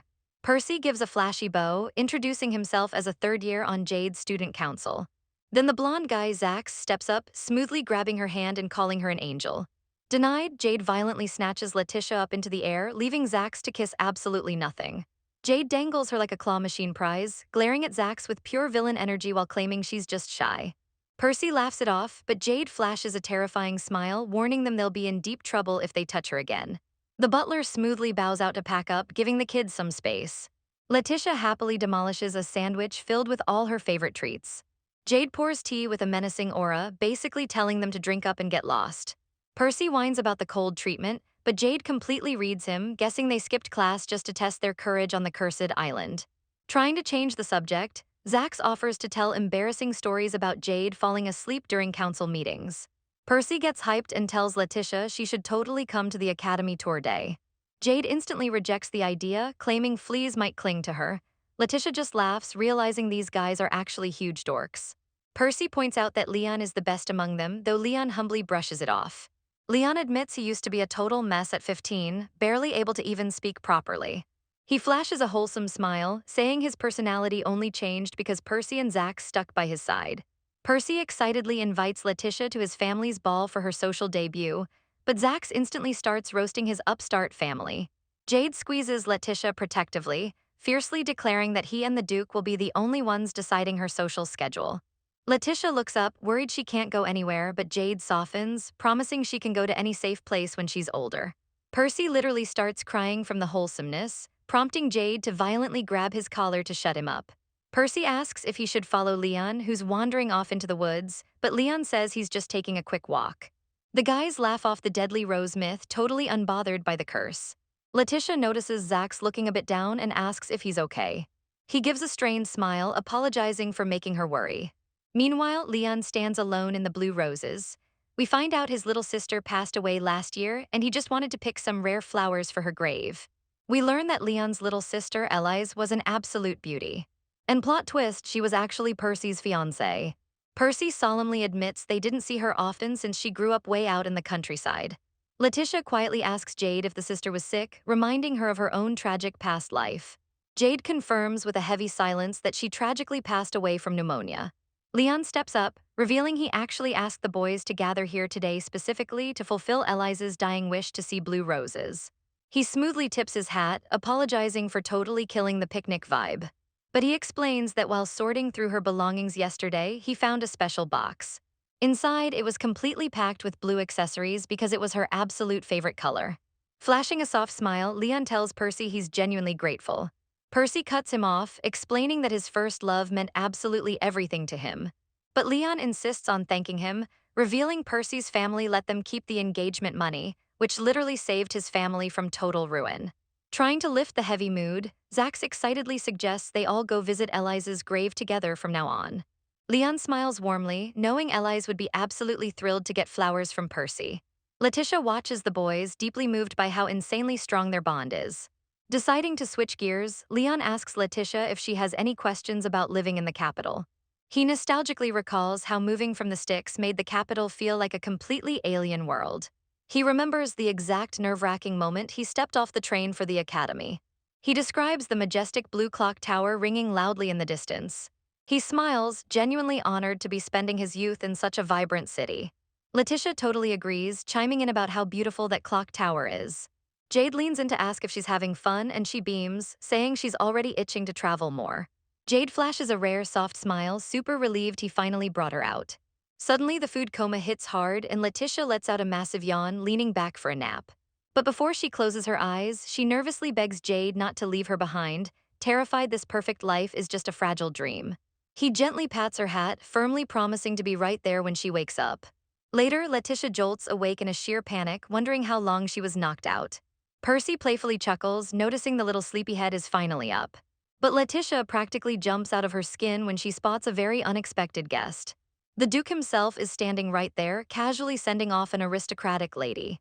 The lady swoons as she leaves, proving the Duke's riz is absolutely unmatched. He turns around and effortlessly scoops Letitia up, asking if she enjoyed her picnic. She squints suspiciously, asking if he just came for a date, but he pinches her cheek, declaring she's the only reason he'd ever rush over. Then the Duke slowly turns his head, locking eyes with Jade in dead serious mode. He unleashes a terrifying aura, demanding to know who these random flies buzzing around his daughter are. He zeroes in on the wine bottle, absolutely appalled that they're drinking booze in front of a literal child. Percy and Zach scramble to their feet like they just saw a ghost, swearing they were just having tea. The Duke completely ignores their panic and coldly orders Jade to explain himself. Jade casually throws his seniors under the bus, claiming they just randomly bumped into each other. The Duke flashes a deadly smile, asking if he needs to exterminate these vermin, while Jade smoothly replies they aren't that bad. Letitia starts shaking like a leaf, totally freaked out by their polite but murderous banter. Trying to defuse the bomb, Jade asks how the Duke finished his super long parliament meeting so fast. The Duke literally shoves Jade aside to get closer to Letitia, claiming the king ended things early. He notices Letitia's confused face and tells her to just speak her mind. Meanwhile, Percy quietly moonwalks out of the danger zone to go sober up. But Zach suddenly turns into a massive fanboy, aggressively sparkling as he asks the Duke about his magical business for a thesis. Letitia watches Percy retreat, innocently wondering if the poor guy is sick. The Duke pulls her clothes, asking if she's really that curious about his past. Surprising everyone, the terrifying Duke actually agrees to spill the tea on his student council days. But Jade immediately intercepts, completely over it, and asks if they can just go home already. Leon whips out a pocket mirror, using it to signal the servants across the river. He flashes a gentle smile, playfully blaming the bright flash on the local kingfisher birds. Almost instantly, a servant arrives to pack up their peaceful picnic. Leon points out that Percy has been gone a dangerously long time and worries the drunk guy might be wandering around aimlessly. Meanwhile, Letitia leaps up, completely hyped to finally show the Duke the legendary blue roses. She excitedly drags the absolute unit of a Duke toward the flower bed like a kid in a candy store. But suddenly, Letitia stops dead in her tracks, completely horrified by what she sees. Lying totally motionless amidst the beautiful blue thorns is Percy. She trembles, slowly stepping closer as she wonders if it was a tragic suicide. But a chilling detail absolutely sends shivers down her spine. Percy has a faint, creepy smile on his lifeless face. The Duke immediately locks in, coldly instructing Letitia to walk 10 steps away, scream, and lure the other two over to check the body. Playing her part perfectly, Letitia runs out screaming that something terrible happened. She frantically points toward the woods while Leon and Zax freeze in pure shock. The boys rush over to the bushes and completely break down at the gruesome sight. With a bloody dagger in hand and a slashed wrist, the scene looks exactly like a textbook suicide. But Jade calls total cap on that, refusing to believe his ambitious senior would just end it all out of nowhere. Zax gets extremely defensive, glaring at Jade and pointing out that his group were the only ones near the riverbank. Letitia silently listens to the wild murder accusations flying around the group. Leon begins to cry, blaming himself for reopening Percy's wounds by talking about his dead fiancée. But Letitia's gears are turning. Why on earth would he randomly snap now, an entire year after her death? Zax doubles down, respectfully but firmly accusing the Duke's family of staging the whole thing. The Duke just smirks, entirely unbothered by the kid's bold accusation. He totally shuts down the theory, pointing out that based on the dried blood, Percy has been dead for at least 30 minutes. This proves Percy was already dead before Leon even signaled the servants to cross the river. On paper, it's the perfect locked room tragedy, giving absolutely everyone an ironclad alibi. But Letitia's gut is screaming that this is a total setup and they missed a crucial detail. Trembling with anxiety, she tightly grips the Duke's dark coat. The Duke immediately notices her panic and softly asks if she's hurt. He gently checks her temperature, showing off his rare, protective dad side. Suddenly, a bizarre memory flashes in Letitia's mind of a girl playfully hiding, but whose memory is this? Assuming the corpse just traumatized her, the Duke tells Jade to let the police handle this massive mess. He declares that his baby girl needs to go home and rest ASAP. Letitia starts connecting the dots. It's absolutely a murder, but no one could have entered the isolated island by boat without them noticing. The Duke jokingly blames a rogue mermaid, totally unfazed by the crime scene. Letitia realizes the horrifying truth. The killer isn't hiding on the island, it's someone standing right next to her. Her eyes widen as she remembers the novel's original plot. The true sinner who eventually gets executed for killing Percy is right there. The scene cuts to Percy's body being covered up, officially ruled a tragic suicide by the cops. Zax casually remarks that Percy was a master swordsman, making a clean, fatal cut super easy for him.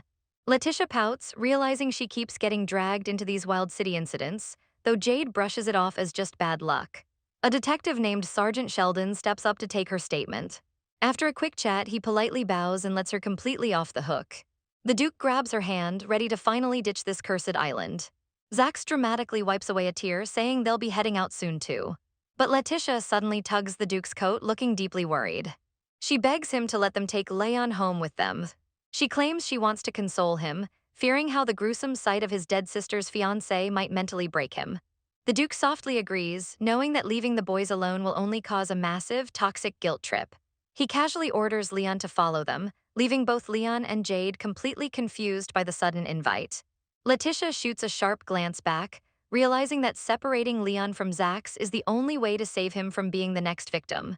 Leon politely tries to decline, but Letitia absolutely clings to him like a lifeline, desperately begging him to come so he doesn't faint from the shock.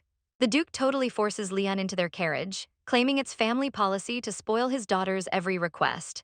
Letitia gives the Duke a major side-eye, knowing exactly what kind of sneaky game he's playing. Once inside, Jade drops an absolute bombshell, bluntly asking why Leon used such a simple trap to murder Percy. Leon awkwardly avoids eye contact as Jade demands the full story. Letitia silently glances at Leon, desperately wanting to explain the tragic truth to Jade. She knows Jade is naturally righteous, but has a bad habit of ignoring people's personal struggles, just like in the original story. In the novel, this exact flaw basically made him completely miserable.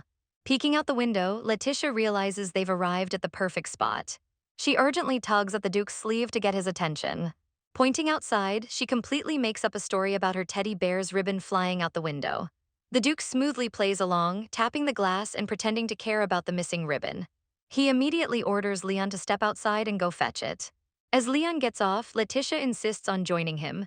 Leon frantically tries to stop her, but Letitia grabs his arm, realizing he specifically wanted to stop in this sketchy alley. She asks Leon if they've ever met before. He quickly denies it, but Letitia is absolutely convinced they crossed paths a long time ago. She tests him, asking what color the station's clock tower is. The Duke smirks as Letitia confirms the famous tower is a radiant gold. But she catches him in a massive lie. Earlier on the island, he described it differently. Leon violently flinches as she reminds him that he called the clock tower blue. It turns out the tower is painted with a special coat that looks yellow during the day, but totally shifts to blue at night. Street kids always use the blue clock tower as a secret code for night meetings. She reminisces about her old friends tempting her to sneak into the station after dark. She drops the mic. The only way Leon would know it was blue is if he was a street kid sneaking around at night, not some innocent village boy.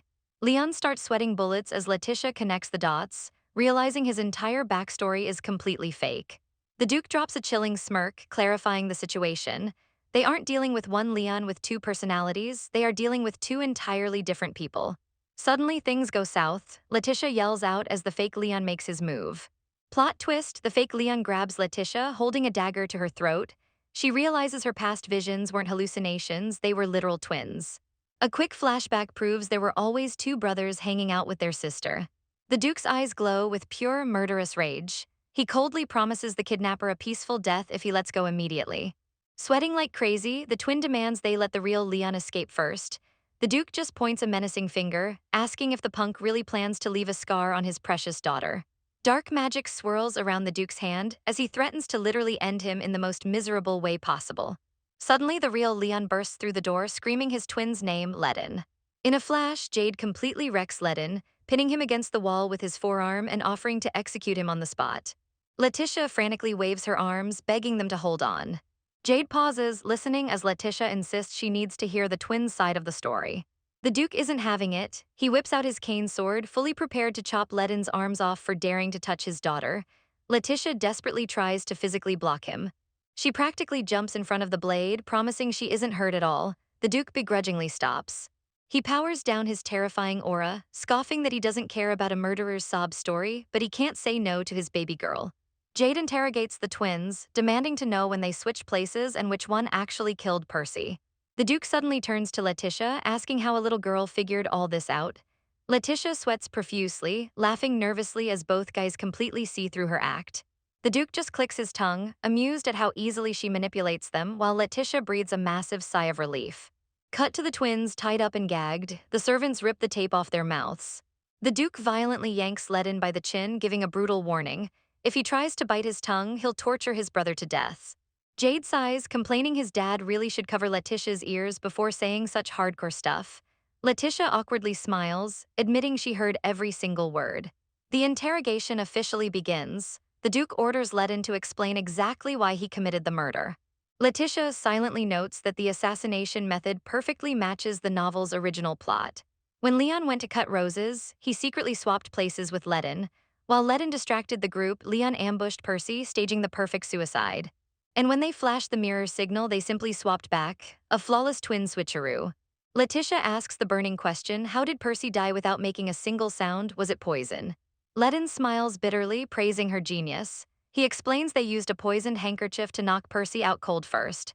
It was incredibly easy to lure him away, because Percy's emotions were already fragile from hearing about his dead fiancé's blue relics. The twin finally begins their tragic backstory, revealing that due to extreme poverty, their parents were forced to sell Ledin to a foster family when they were just little kids. Ledin explains that the branch family that took him in went totally bankrupt, forcing him out onto the brutal streets. Against all odds, he and Leon finally managed to reunite when they were around 10 years old. Letitia gasps, suddenly realizing they've been living as a single person this entire time. The twins admit they took turns going to the academy, sharing one identity so Ledin could get his life back as an aristocrat. Jade realizes they must have practiced endlessly to mirror each other perfectly. Letitia finally understands why Leon sometimes felt like a totally different person. The Duke cuts to the chase, demanding to know why they actually went through the trouble of killing Percy. Leon's face darkens as he explains that Percy practically murdered their beloved sister, Elise. As Elise grew older, she became absolutely stunning, attracting a massive line of high-status nobles wanting her hand. Some of these wealthy suitors even offered to pay off the massive fine just to cancel her arranged engagement with Percy. Feeling deeply insecure, Percy, a guy with nothing to his name but money, made a colossally stupid move. The twins lower their heads in disgust as they prepare to reveal the horrifying truth. During a trip to a summer villa, Percy got blackout drunk and turned into an absolute monster. Percy and his scumbag friends took advantage of the situation, doing the unspeakable to Elise while she was trapped. Jade clenches his fist in pure disgust, calling the men nothing short of pure evil, while Letitia nervously asks if Elise took her own life. Leon bitterly explains that noble families always use pneumonia as a convenient cover-up when unmarried women commit suicide. Before she died, Elise confessed the entire nightmare to her brothers right before slitting her wrists. Jade immediately pieces it together. The twins killed Percy the exact same way for poetic revenge. Ledin steps up, reflecting on the single, fleeting week the three siblings actually got to live together in the mansion. Letitia remembers seeing that exact vision, realizing it was their happiest memory keeping them sane all these years. Desperate to save his brother, Ledin violently shakes his head, begging the Duke to use him as a dark magic test subject if he just lets Leon go. The Duke sighs, brushing off the wild rumors and calmly stating he doesn't need any lab rats. But the Duke shifts his intense gaze to Letitia, asking how on earth she knew they'd be meeting Ledin at that specific alley. Letitia completely freezes, sweating buckets under Jade and the Duke's piercing, terrifying stares. She nervously stammers out her deduction. Since Percy was with them the entire time, someone else had to be on the island. She explains that an outsider had to have infiltrated the secluded area to pull off the hit. And since the police found absolutely no one, the killer must have pulled a vanishing act before they arrived. Letitia points out the suspension bridge right across from where their boat was docked. She reveals that underneath it lies a secret drainage pipe, an escape route every street kid knows about. The boys are stunned she figured it out from just that. The Duke smirks, asking what she plans to do next. Jade wonders if his dad is going to brutally execute them per usual. Letitia admits she brought them here specifically to investigate, realizing Leon fit her suspect conditions perfectly. The Duke gently pats Letitia's head, surprisingly admitting he actually feels sympathy for the twins since he's a fiercely protective brother now too. Jade totally agrees, his eyes glowing with dark intent as he imagines anyone daring to lay a finger on Letitia. He flashes an absolutely psychotic smile, casually wondering if he should just kill one of the twins anyway to vent his second-hand rage. The Duke surprisingly decides to let it slide this time and asks Letitia to make the final call. Letitia completely panics. She stares at the twins, completely thrown off that she holds their lives in her tiny hands. Thinking about the tragic fate of Elise, Letitia's heart aches with genuine sorrow. She knows exactly who the Duke really is, a dark, ruthless antihero who slaughters criminals in the shadows. Normally, he shows zero mercy, but this time he actually listened to the whole story instead of just blindly executing them. Letitia brightens up, realizing her interference actually changed his mind. She happily decides they shouldn't kill the twins. The Duke smirks, offering the twins their freedom in exchange for the names of the other bastards from the villa. He acts like he just wants to be introduced to some nice people. Jade casually sits down next to the tied-up twins, telling them they can say hi to him next time they meet. He flashes a dangerously charming smile, admitting he actually kinda likes them now. But his face darkens as he promises to literally end them if they ever dare act like they know Letitia in public. Jade leans in close, whispering that they killed Percy way too easily. If it were him, he would have made the scumbag suffer slowly and painfully.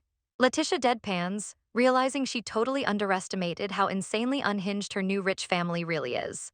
The Duke proudly states it's his specialty to take out the trash, staying true to his ruthless principles. The narrator explains the Duke's terrifying power. He literally absorbs magic power from criminals, treating them as human food. He flashes a deadly grin, revealing he only eats 3 types of prey. First, murderers, second, the recently deceased, and third, the worst scum of all, men who hurt innocent women. To the Duke, murderers and abusers are the exact same kind of trash, and Letitia knows the guys who hurt Elise are about to get absolutely wrecked. The twins grab each other's hands, crying tears of joy as they realize they're actually free. The Duke confirms it but warns that tasting blood changes a person, snapping his fingers to leave a magical mark on them. The boys frantically pat themselves down looking for the mark while Jade just watches silently. The Duke turns his back on them and calls Letitia over to leave. Right before stepping out, the Duke flashes a wicked smirk and casually mentions that he enjoyed his meal. One of the twins looks totally bewildered, asking what he just said. The Duke scoops Letitia up, coldly clarifying that he was talking about Percy, who had just died. Letitia's mind is absolutely blown as she realizes the Duke used that distraction earlier just so he could feast on Percy's leftover magic. Jade sighs, admitting he's glad Percy was scum, but it still feels gross knowing his dad literally ate his acquaintance. The twins are left completely in the dark, wondering what on earth they're talking about. Ignoring them, the Duke happily lifts Letitia up, saying it's always fun cleaning up trash and following her lead. He leans in dangerously close and declares that he finally knows who she really is, making her flinch hard. Letitia gulps nervously as he confidently calls her a genius. She completely panics, wildly waving her arms and insisting she just guessed, but Jade pushes up his glasses, noting that twice isn't a coincidence. Jade crosses his arms, wondering how an uneducated street kid could memorize complex letters and patterns so perfectly. Letitia desperately tries to defend herself, arguing that if she was a real genius, she wouldn't have been begging on the streets. She deadpans that she's literally illiterate. Later, as they ride back in the rattling carriage, Letitia shivers, realizing how brutal the coming winter will be. The Duke plops down next to her, deciding they need to get her officially tested by the same specialists Jade saw as a kid. He gently pats her head, but Letitia is completely freaking out internally, terrified he'll throw her out once the test proves she's actually a fraud. Back at the estate, Zion bows deeply to welcome them home from their long trip. The Duke casually carries a totally exhausted Letitia, proudly bragging to the butler that his daughter is a confirmed genius. Letitia practically faceplants onto her massive bed, totally drained from the day's wild events. She thinks back to dinner, embarrassed by how much the Duke kept bragging about her to Zion. Suddenly, there's a knock at the door, and Jade peeks in to check if she's all right. Letitia sits up and says she's fine, but Jade asks why she always looks so sad when their carriage passes a certain intersection. Clutching her bear, she softly confesses that she used to live in the dark alley right behind it. She fidgets with the bear's ruby eye, admitting the freezing cold memory of street life is permanently burned into her brain.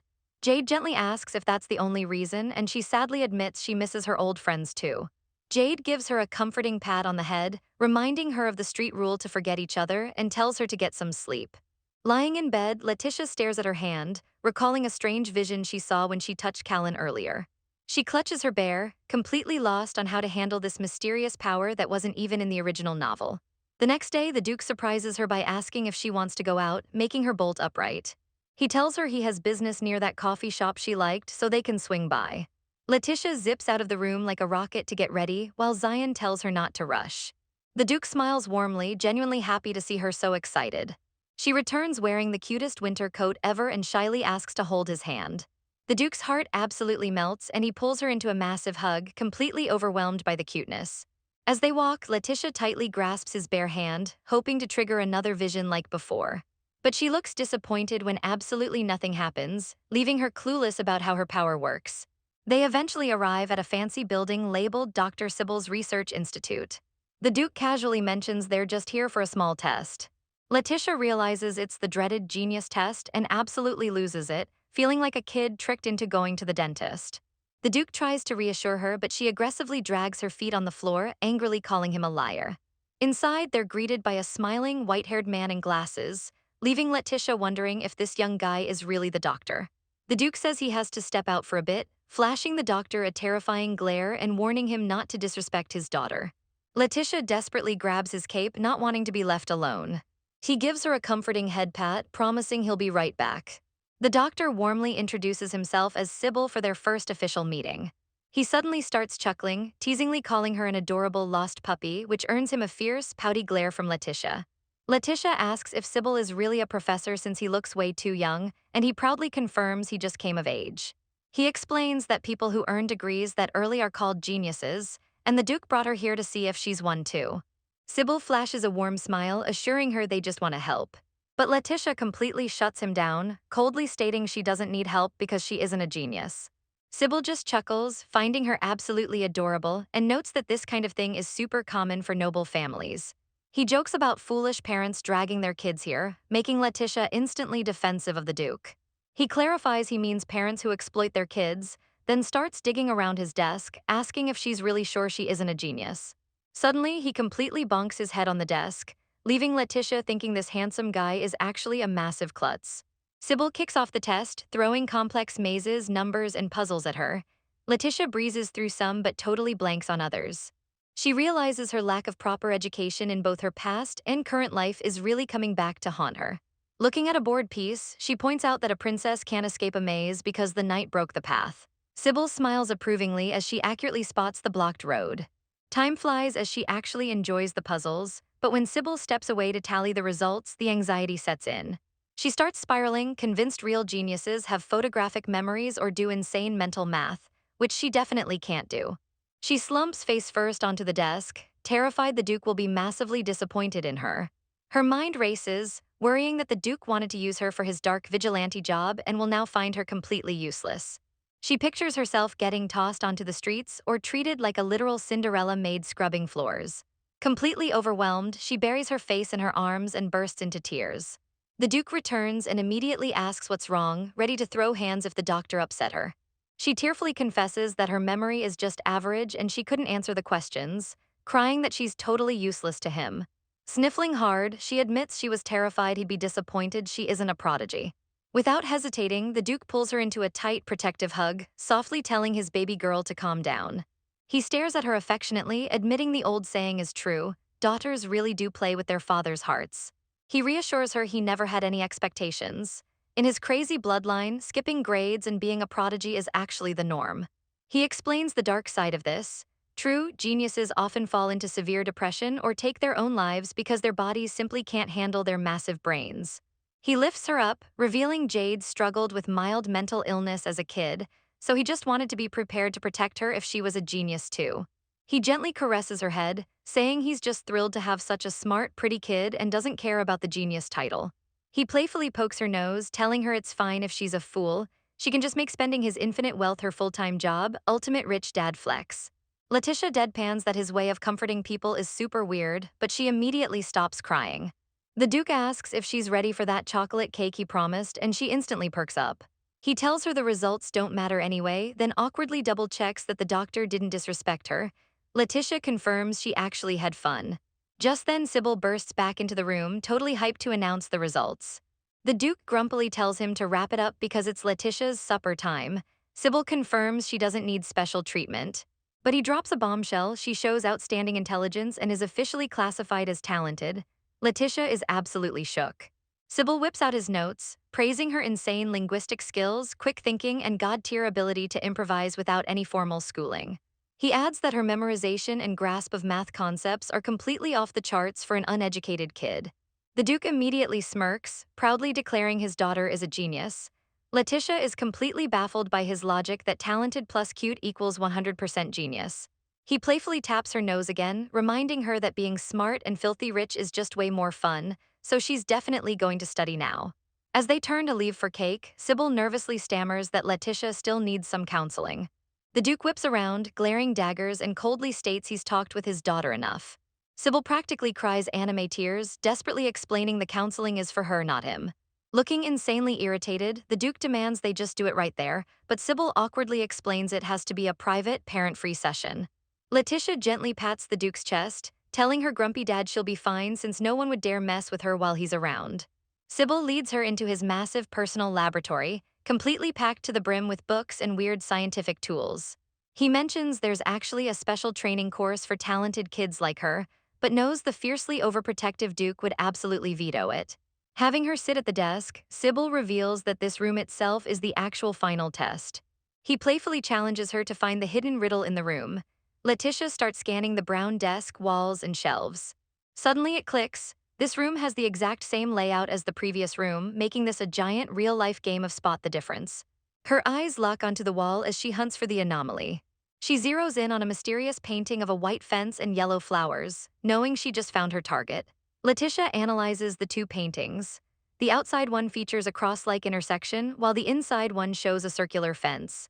She meditates on the shapes, realizing the clues are a cross and a circle. She scans the shelves, wondering if there are any books matching those shapes, even though she can't read all the words yet.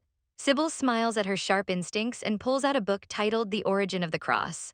But the clue specifically said to follow. Letitia peeks into the empty book slot and spots an intentionally engraved circle. A cross and two circles. She realizes the cross is a plus sign, connecting the two loops like a snake biting its tail. It forms an infinity symbol. Sybil is absolutely shook as she asks if there are any books with infinity in the title.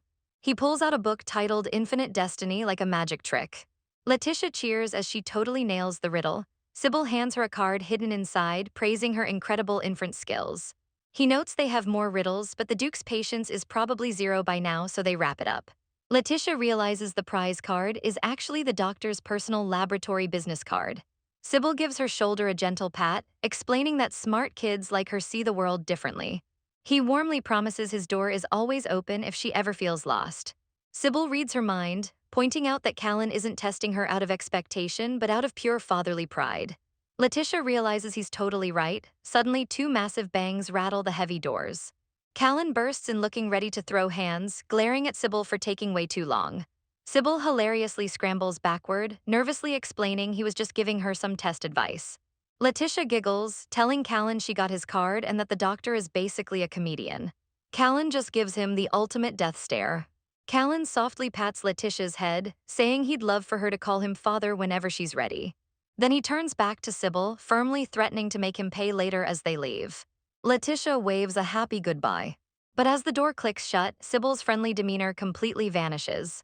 He pushes a book back into the shelf, revealing the true answer to the puzzle was a hidden wooden box. He then walks over to a massive bookshelf and triggers a hidden switch. The shelf slides open, revealing a secret lab where a man floats inside a glowing tank. The real riddle is, where is the real Dr. Sybil? Plot twist, this guy is a total fake. He sparks with magic, noting that Letitia's imagination needs more cruelty to be perfect. He tells the unconscious, real Sybil to sleep tight while he steals his identity for a little longer. He smirks, eagerly waiting to see what kind of woman Letitia will become. Meanwhile, in a flashback, two scumbag nobles chat in a carriage about the twins. They mock Percy for ending his own life over a dead fiancé. The silver-haired guy laughs, bragging that women are expendable and there was nothing special about that poor girl. He steps out of his carriage, arrogantly grumbling that it'd be a mess if people found out they touched Percy's wife-to-be. Suddenly, Callan strikes from the shadows, grabbing the guy by his skull. Callan identifies the terrified man as Hazel, a filthy pervert with a mountain of unconfirmed assault charges. He stomps him into the dirt. Callan's eyes glow with pure menace as he promises Hazel won't ever run his mouth again. Hazel panics, realizing his mouth has been completely sealed shut with dark magic. Callan promises a brutal death for an animal. He officially introduces himself as the Duke, declaring he now specifically hunts guys like him to protect his new daughter. Callan summons Bale, a massive, terrifying dark snake, and completely wrecks the noble in the shadows. Cutting back to the present, Callan calmly checks his pocket watch, knowing Letitia's test is done. At a cafe, Callan demands the waitress bring them literally every cake they have. Letitia protests that it's too much, but Callan insists he has to be tough in this situation. Letitia holds up two tiny fingers, bargaining for just two cakes so she can nourish her hair. Callan covers his mouth, suffering from a fatal dose of cuteness. He immediately yells at the waitress to bring every single chocolate dessert in the building. Letitia gets hyped, gripping her silverware for the ultimate sugar feast. While eating, she casually asks where he went earlier, noticing he seems in a great mood. She also points out his cravat is tied differently. Callan sweats, knowing he had to fix his clothes after his messy murder spree. He internally marvels at how terrifyingly sharp she is, smoothly lying that he just bumped into an old friend who's already gone. Two shadowy figures discuss how Hazel's body was finally discovered. They don't sweat it though, knowing the Empire's garbage crime-solving rate means it'll just be ruled an unknown death. Meanwhile, the Duke is busy admiring little Letitia, completely charmed by her mysterious but clever vibe. Letitia gets a little shy from all the praise. Seeing her this happy is all the Duke really wants. Well, almost all, he smoothly asks when she's finally going to call him father. They finish up their cafe date and respectfully head out. Zion and Jade are already chilling in the carriage, waiting to pick them up. As they ride, Letitia notices they are heading down a freezing, familiar alleyway. She steps out, realizing everything looks totally different. It's the exact same slum street she used to live on. Memories flood back of her digging through trash while the neighbors pretended not to see her. She remembers freezing in a rundown warehouse just to survive the night. Suddenly, they open a door to reveal a massive, beautifully warm room complete with a roaring fireplace. The Duke explains that he and Jade set this up as a surprise for her old street friends. Jade smiles, saying he hated seeing her look so depressed every time they passed this alley. The Duke playfully reminds her that adults can actually understand a child's heart sometimes. Jade pats her head, telling her she doesn't have to worry about her old street rule of forgetting everyone. Letitia is absolutely shook, wondering if Jade spilled all her secrets. The Duke casually drops that he just bought out the entire block and paid off the residents. He combined the buildings into a massive safe haven where only kids are allowed to stay warm. Letitia is completely overwhelmed with gratitude. Jade smoothly nudges her, saying she should thank Father instead. She hesitates, terrified that calling him that will make her too greedy for a real family. But the warmth of the moment completely breaks down her walls. She loses it, burying her face in his chest and crying as she finally calls him father. Jade hugs her tight, promising they truly want to be her real family. He tells her to leave the miserable street rat version of herself behind for good. This new house will keep her old friends warm while she lives her new life. Then Jade mentions he tried to track down a kid named Walter, but the boy had already left.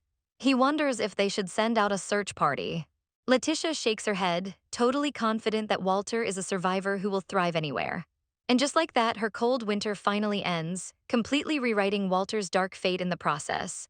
Cut to a new scene, where two men read a newspaper about aristocratic men dropping like flies. They suspect the Duke is secretly orchestrating the hits. They realize the Duke and a mysterious doctor are exactly the same cold-blooded monsters who don't blink at murder. They think back to Letitia, wondering if the girl who saved them is doing all right. A flashback reveals they originally went to the doctor for a hitman plot. Dr. Sybil, a creepy guy from the academy, steps into the light. They wanted Sybil's help to take out the scumbag who drove their sister to take her own life. Sybil whispers in their ear, offering them the perfect assassination plan. The Sybil method worked like an absolute charm. But Letitia and the Duke unexpectedly crashing the scene completely wrecked their operation. After the mission failed, Leon and Ledin had to crawl back to Sybil and explain everything. They confess that the little girl totally read them like a book, and that the Duke swooped in and dragged them away. Sybil just listens in dead silence, aggressively crushing a red flower in his bare hand. Before skipping town, the two men leave behind a blue rose at the gate instead of a red one. It's a sign of respect for Letitia, but also a massive warning. Now waiting at a train station, they realize they broke Sybil's rules, and the doctor is definitely coming for Letitia. At the train station, Ledin chews out Leon for spilling the beans about Letitia to Sybil. They know the Duke will absolutely end them if he finds out, so they are skipping town on the last train. Ledin urges Leon to hurry up, but Leon freezes like a deer in headlights. Turns out, Leon just bumped into a very familiar, creepy figure. Ledin grabs his brother, desperately trying to run. But Sybil is already blocking their path, smiling like an absolute psycho. Sybil snatches Leon's wrist, putting on a fake pout and saying he's heartbroken they tried to ghost him. Leon sweats bullets, making up a lame excuse about being in a rush to leave. Sybil casually shifts the topic to Letitia, mentioning she recently visited his research institute and hyping up her potential. Ledin steps up, fiercely defending her, but Sybil just smiles, calling Letitia his ideal specimen. He obsesses over how naive yet wildly clever she is. Then Sybil's vibe turns ice cold as he brings up their contract penalty. He reminds them he didn't charge a single penny to kill Percy. His only rule was to leave a red rose to create the perfect, untraceable crime, but they flat out defied his orders. He prides himself on being a flawless criminal. Sybil gets uncomfortably close, whispering that since they got caught by the Duke, it's time to pay the price. Terrified, the brothers try to push past him, claiming they are out of time. They lie, saying they are heading west for work, though Sybil knows they were aiming for North Sentia. Sybil pulls out some tickets, mockingly pointing out that these don't say North Sentia. The brothers instantly realize their pockets are empty. Suddenly, a massive explosion rips through the station. The train is completely engulfed in flames. Leon begs for their real tickets back. But Sybil's eyes glow with pure malice. He tells them their lives are the penalty and bids them a chilling goodbye. Sybil walks away from the raging inferno like an absolute boss, thanking them for leading him to Letitia. The next day, the fiery train explosion dominates the capital's news. But Jade reads something even wilder. Two unidentified twin bodies were found hanging, surrounded by blue roses. The Duke listens closely, instantly deducing it's Leon and Ledin. Jade feels a pang of pity, knowing the twins just wanted a better life after avenging their sister. The Duke coldly questions if murderers ever really get a happy ending. But internally, the Duke's mindset is totally shifting. He watches Letitia playing happily in the garden, admitting his life has gotten way more interesting since she started calling him father. Just seeing her smile fills a void he didn't even know he had. The Duke tells Jade he can't understand him because they are father and son, keeping up his cryptic dad persona. Jade just sighs, calling him out for acting so out of character just because Letitia is around. The Duke quickly orders Jade to hide the grim newspaper, not wanting Letitia to shed a single tear over the twins. He plays it off like capital murders are just everyday news. But behind closed doors, the Duke feels like someone just threw down the gauntlet. The blue roses feel like a direct taunt, and he wonders if the ghosts he killed are returning for revenge. Jade tells him to stop overthinking and just let it go. Still, the Duke isn't taking any chances, ordering the maids to keep Letitia on strict lockdown. Soon, winter officially hits the capital, meaning way more boring indoor days. With Jade and Callan busy, Letitia is stuck staring out the window, totally bummed out. She begs Zion to let her play outside, but he strictly reminds her it's freezing. She hits him with the ultimate puppy dog eyes, holding up her fingers to ask for just a tiny bit of outside time. Zion instantly crumbles under the cuteness, letting her win. The maids bundle her up so thick she looks like a literal snowman, but she's just thrilled to avoid catching a cold. Outside, she accidentally tosses her ball near the gate and runs over to grab it. Right there in the snow, she finds a single blooming blue rose. She immediately thinks of Leon, wondering if he stopped by to check on her. Before she can think too hard about it, Zion calls her back inside out of the cold. Back in the warm mansion, she happily sits on the floor, drawing a house for her homework while Zion watches over her. Letitia is busy coloring her house drawing, deciding to make the sky a bright blue for a daytime scene. Zion hits her with a solid compliment, suggesting she show off the masterpiece to the Duke later. Letitia immediately panics and hides her face, knowing the Duke is an absolute art prodigy who might just laugh at her scribbles. Zion gives a warm smile, reassuring her that it's actually an adorable drawing for her age. She points out that Zion sounds exactly like her father, but Zion smoothly replies that looking after her is his top priority. Even though he usually runs the entire household in Callan's place, he's taking time out to supervise her homework. Letitia playfully pouts, joking that she's mad at her father for making Zion do all the heavy lifting. But then she warns Zion that if the Duke and Jade find out he's the only one hanging out with her, they're going to completely lose their minds with jealousy. She gets a little flustered, realizing how fiercely affectionate her new family really is. Zion calmly pivots back to reality, asking if she's done with her mountain of homework. Letitia groans, admitting she still has to read a book and write a poem, a task she dreads since she's terrible at both art and poetry. She leans on her hand, completely baffled by how verses and poetry even work. Zion steps in like a total lifesaver, telling her to just write about the simple things she loves in her daily life. Letitia closes her eyes, doing some deep soul-searching about her favorite things. Naturally, her mind goes straight to chocolate cake. Zion laughs and tells her that describing its sweet flavor is the perfect starting point. She realizes Zion is insanely educated for a butler, and he explains that his orphanage upbringing led him to train as a priest, learning ancient languages and literature. Letitia looks at him in total awe, completely impressed by his massive brain. Zion humbly accepts the praise and asks what's next on the homework agenda. Letitia proudly holds up her fairy tale book, ready to show off her reading skills. But as Zion mentions that priests absolutely despised mages and banned their books, his vibe gets noticeably darker. Letitia easily spots the bitter look on his face. When Zion offers to help her read, she quickly declines, proud that she can finally read out loud on her own.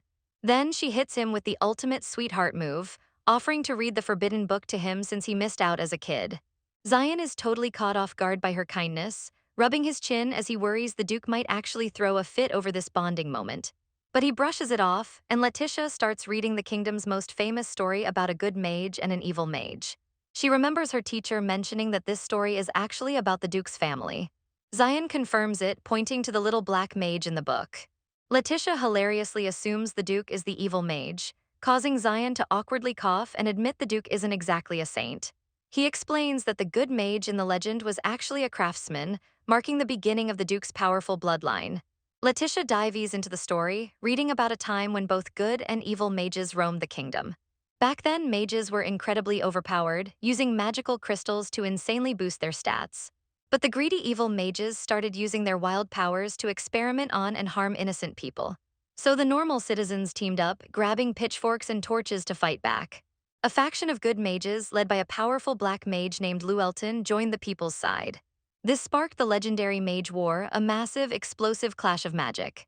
Eventually, the kingdom totally wrecked the evil mages, executing every last one of them. The surviving good mages hid their crazy powers, becoming the royal family's greatest allies. Zion claps proudly, praising Letitia for reading the whole thing without stuttering once. He thanks her for the story time, admitting that hearing the historical text as a fairy tale hits totally different. Letitia flashes a heart-melting smile, noting how easily she gets compliments in this house compared to her miserable past. But then she looks back at the book, her expression dropping.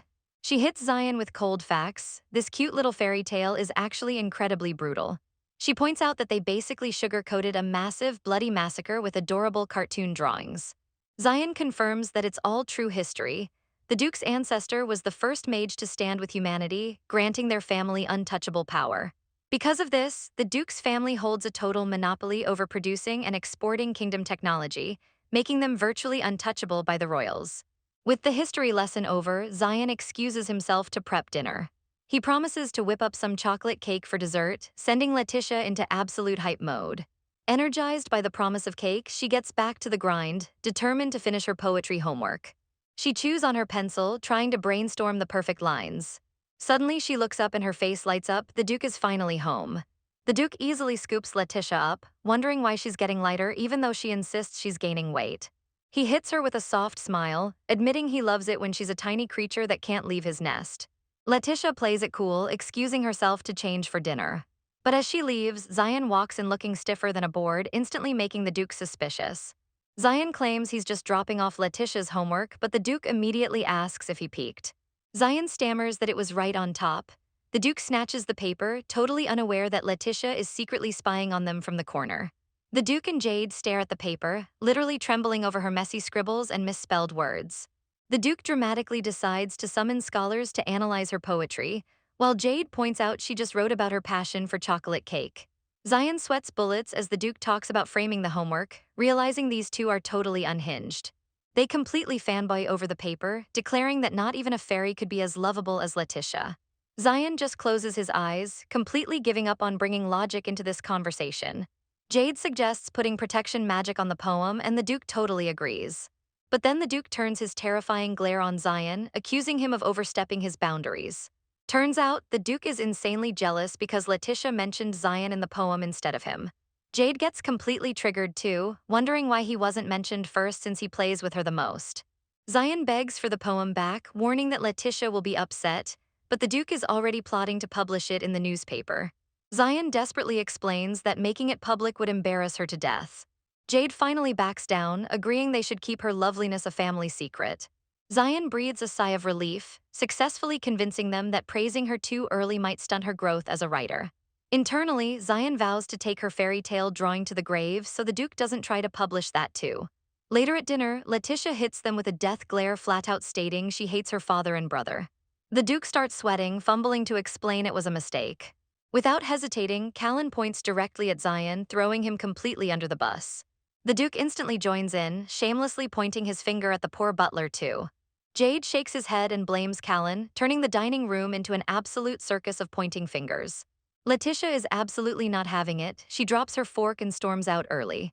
Back in her room, she hides under her blankets and literally screams into her pillow in pure embarrassment. A bit later, Jade casually checks in on her feelings toward literature. And the Duke suddenly declares that chocolate cake is now the family's official dessert. Letitia goes absolutely feral inside, realizing they are totally teasing her about the poem. But she forces herself to stay calm, taking comfort in the fact that she's at least getting cake out of this ordeal. Once Jade and Callan leave, the Duke smirks, saying he has something important to tell her.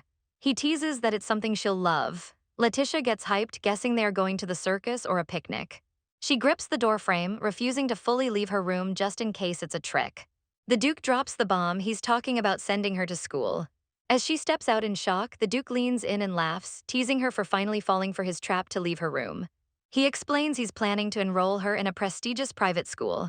It wasn't easy to arrange since it's the middle of the semester, but the Duke pulled some major strings. He proudly calls her a genius and says going to a noble's school will be a fun new experience. Letitia hesitates, worrying that if she turns this down, she might never get another chance. Without overthinking, she grabs his shirt and demands to know when she can start. The Duke smiles softly, telling her the choice is completely up to her for the next semester. Letitia agrees, her eyes sparkling with excitement. But then she spins around, boldly threatening that if he doesn't apologize for reading her homework, she's not going anywhere. The Duke looks genuinely baffled, casually admitting he's literally never apologized in his life. Letitia freezes, totally panicking that she just crossed a massive line. She wonders if his massive, noble ego will prevent him from accepting her childish demands. Suddenly, the Duke sweeps her into a hug, smoothly declaring that if his darling daughter is mad, he simply must learn how to apologize. He hits her with a soft "I'm sorry," but Letitia deadpans, telling him he needs to specifically apologize for reading the homework. The Duke laughs, promising to do it right next time, claiming this overprotective obsession means he's finally becoming a real father. Letitia just sighs and accepts it. Letitia glares up at the Duke but firmly admits she doesn't hate him. He smiles softly, telling her she's the only one who can ever have his heart. Meanwhile, the scene shifts to their arrival at her new academy. Backtracking to the morning prep, the maids try to dress Letitia in a plain white gown. But Maria, the saintess, immediately shuts it down, complaining it makes Letitia look like she's heading to a temple. The Duke and Zion watch as Maria insists the first day of school requires an absolute showstopper of an outfit. She holds up a massively extravagant red dress, making Letitia sweat drop at how flashy it is. Maria wants to put her hair in pigtails, but the head maid argues that it'll look way too childish next to the other elite kids. They compromise on a half-up style tied with some heavy-duty gemstones instead of a basic ribbon. They pin a gorgeous jewel into her hair, absolutely nailing the look. The Duke steps in, wanting Letitia to wear the most insane, over-the-top dress to flex her beauty, but Maria scolds him for not understanding how sensitive kids are about standing out. Letitia happily sides with Maria's elegant choice, while the boys casually observe, agreeing that Maria always has top-tier taste. Maria completely melts, aggressively kissing Letitia's cheeks until Jade warns her she's gonna wear the poor girl's face out. Fully dressed in a cute green coat, Letitia hopes she can actually make some new friends, briefly thinking of her old street pal Walter. Maria hypes up the academy, explaining it's a super exclusive spot with way fewer students than normal schools.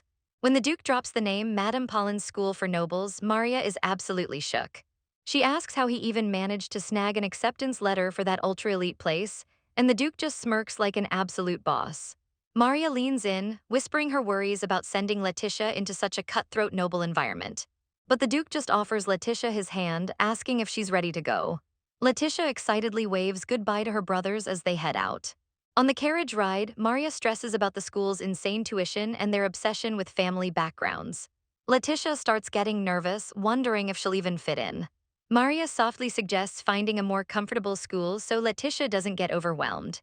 But the Duke isn't having it. He strictly believes his genius daughter deserves the absolute best.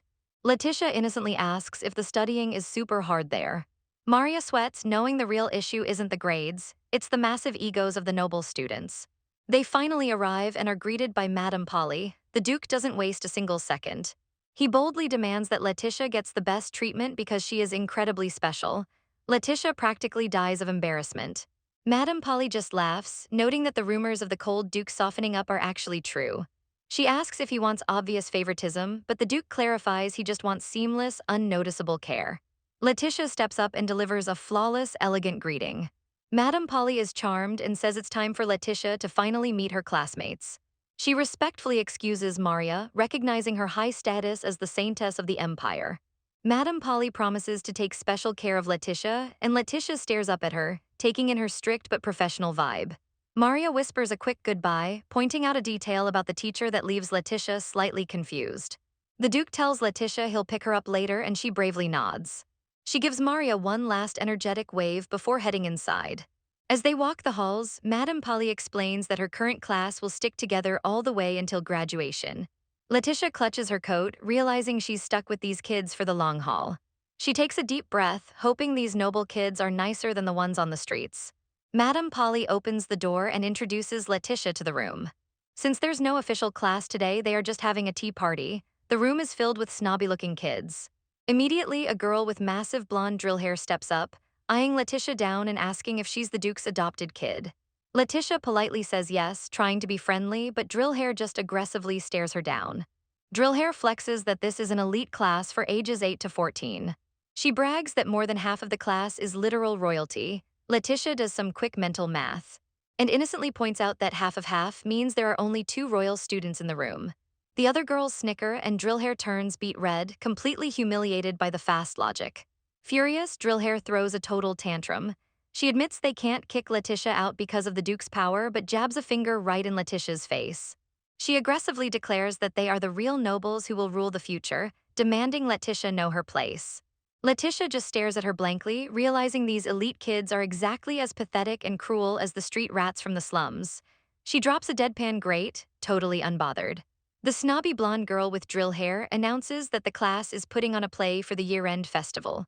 She brags about how securing the main roles guarantees their future high society status. Since Letitia is late to the party, drill hair refuses to give her a part, mockingly questioning if a commoner can even read. Unbothered, Letitia casually replies that she just won't participate then. But then she flexes, mentioning she read a mountain of books in her past life. With a bright smile, Letitia cheerfully volunteers to take over the script writing. Drill hair is completely taken aback by the suggestion.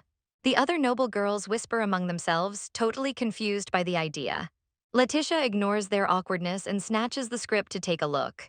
Reading the outrageously cheesy lines, she notes that it's way too difficult to memorize and offers to simplify it. She flawlessly recites a poetic line from a past life novel, leaving the girls stunned. Letitia suggests doing a revision to the classics, which just confuses them even more. The girls huddle up, assuming this must be some high-level scholar technique. Letitia proudly puffs out her chest, casually dropping that she was recently dubbed a genius and offers to critique their acting too. Drill hair starts sweating bullets, intimidated by the thought of getting acting advice from a supposed prodigy. Panicking, the girls form a massive huddle to urgently discuss the situation. They bicker back and forth, torn between thinking Letitia is an adorable genius and remembering she's just a lowly commoner. One girl brings up a dark rumor that Letitia ruthlessly got another student expelled. Letitia deadpans that she can literally hear every single word they are saying. The huddle instantly breaks as they shriek and point fingers at each other in panic. They realize how dumb they look and quietly freak out about her eavesdropping. Drillhair tries to regain control, defensively yelling that eavesdropping is rude. She tries to flip the script, claiming a secret source told her Letitia is an evil mastermind who manipulates the Duke. Letitia instantly sees through the bluff, guessing that Lady Rose, the girl who once threatened to sell her to a circus, spread the rumor. The girls gasp, completely exposed. Letitia sighs, telling them they can keep gossiping if they really want to. She looks out the frosty window, realizing making genuine friends here is going to be basically impossible. She calmly pours herself some tea, wondering if the actual classes will be any better than this drama. Drillhair clears her throat loudly, demanding Letitia's attention again. She hits Letitia with maximum snark, calling her a disgrace for being an adopted orphan. Letitia grips her dress, stung by the harsh reminder that she isn't biological royalty. But Drillhair offers a condescending deal. If Letitia behaves, they might let her hang out with them. Another girl pipes up about an upcoming pet walk festival in the park. She asks if Letitia likes pets, and Letitia immediately shoots it down with a flat no. Drillhair bursts into obnoxious laughter, saying she wouldn't let Letitia join anyway. She lists off a bunch of exclusive upcoming events that Letitia is officially banned from. Poking Letitia's shoulder, she arrogantly promises that if Letitia performs well for a month, she might get an invite later. She claims good things will happen once they actually decide to like her. Then they lay out their wild rules. Letitia must be the first to arrive and the last to leave class. She has to write sincere letters and buy gifts for all of them. And she is absolutely forbidden from refusing any of their requests for help. Drillhair proudly asks how the deal sounds, acting like she's doing Letitia a massive favor. Letitia glares, realizing these 10-year-olds are practically trained to speak like corrupt politicians. Drillhair laughs, telling Letitia to cheer up and accept the generous offer. Letitia clenches her fist, heavily testing her own patience. Suddenly, she flashes a bright, innocent smile and flat-out rejects the offer, saying playing military games with her brother is way more fun. Without hesitating, she turns her back on the stunned girls, declaring she has zero interest in being their servant. Drillhair furiously grabs Letitia's dress, completely triggered by the rejection. She seethes with rage, scolding Letitia for having such terrible commoner manners. Letitia just casually walks away while Drillhair literally erupts into a fiery tantrum in the background, screaming about her arrogance. Letitia packs up her bag, feeling totally defeated and realizing she just can't fit in with these snobby noble kids. Suddenly, Jade strolls into the room, smoothly greeting the blonde Drillhair princess and thanking her for treating his sister so well. The princess completely panics, stammering out excuses that she tried to be friends but Letitia refused. Jade leans in close, instantly dropping his friendly act. He coldly warns her that surviving in the palace requires sharp observation skills. He brutally puts her in her place, pointing out that while the emperor has plenty of spare kids, the duke only has one precious daughter. Jade leaves the girls absolutely trembling, joking to Letitia that they must be crying tears of joy from meeting her. Letitia looks up at him in pure awe, realizing Jade can be just as intimidating as the duke. As they step outside, Letitia is greeted by a massive, terrifying tiger. Jade casually introduces the beast to the princess, who is now shaking in her boots. Letitia catches on to the power play and flashes a sickeningly sweet smile, telling the princess they should be good friends from now on. The princess is totally shook, realizing Letitia actually knew her royal identity the entire time. Letitia casually pets the giant tiger, sarcastically thanking the girls for not inviting her to their exclusive little club. She echoes Jade's vibe, saying their group doesn't seem very interesting anyway. With an absolute mic drop, she tells the tiger, "Let's go, Pippi," and excuses herself. Before leaving, she throws one last glance over her shoulder, smoothly telling the princess to smile at her first next time. Walking away, Letitia notes that the arrogant girls are too terrified to even scream. She finally understands the perks of being the duke's daughter. People don't bully you, they fear you. But her newfound confidence shatters the second Pippi opens its mouth, revealing a row of razor-sharp teeth that scares the life out of her. She scrambles behind Jade, completely baffled by how they managed to tame this giant murder kitty. Jade smoothly explains that dark sorcerers actually have the power to hypnotize animals. He reveals the Duke rescued Pippi from an abusive hunter last year and healed the beast, earning its total loyalty. Hearing that, Letitia relaxes and literally uses the giant tiger as a fluffy pillow, instantly addicted to how soft it is. Jade checks in on her, asking how she's feeling after her intense first day. Letitia sighs, admitting she feels completely out of place surrounded by royalty and elite snobs. She genuinely wonders if she should just drop out before things get worse. Even if the kids are too terrified of the Duke to actually bully her, she knows the daily awkwardness in class will be brutal. Jade casually drops the most unhinged solution. He offers to force every other student to drop out so she can have the school to herself. He gives her a fierce look, warning that as the future head of the house, he will personally step in if anyone keeps bothering her. Letitia fiddles with her skirt, deeply touched by how far Jade is willing to go to protect her peace. She remembers her past life, where she had to endure bullies in silence because she had absolutely zero power.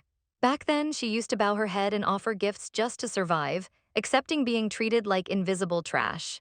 But now, sitting safely in a luxury carriage, she realizes she isn't someone they can step on anymore. Suddenly, the harsh winter scenery outside the window doesn't seem so freezing cold. Looking at Jade, she realizes that having a family who fiercely cherishes her changes absolutely everything. No matter what drama the noble kids try to start, she knows she can face it with total confidence. To her, finding this protective new family is nothing short of a winter miracle. Back at the mansion, Letitia bursts into the room, cheerfully greeting the Duke after her wild first day. The Duke suggests she take Pippi out to scare the kids again, but she politely declines, not wanting to push her luck. The Duke insists she needs to establish dominance, sounding like a literal mafia boss giving underworld advice. When he hears the kids didn't formally apologize, he flashes a dark smile and offers to casually expel a few of them as a warning. Letitia panics and completely shuts it down, declaring she just doesn't want to go back to that stuck-up tea time school anyway. The Duke gently pats her head, dropping some solid dad wisdom. Life isn't just about the sweet moments. Sometimes you have to taste the bitter stuff to grow. Jade chimes in, completely exposing the Duke for intentionally putting Letitia in a class with a nasty princess. He explains it was a total 4D chess move. By letting Letitia scare the highest-ranking kids now, she'll be immune to bullying when she enters high society later. The Duke and Jade then start agreeing to punish the disrespectful kids anyway, forcing Letitia to frantically wave her hands and tell them to chill. Realizing her dad actually set this up to protect her future, Letitia clenches her fists and decides to stick it out. 2 days later, Letitia marches back into the academy, ready to face the music. But the actual classes turn out to be absolutely ridiculous, like tasting 10 different cheeses and distinguishing fine wine flavors.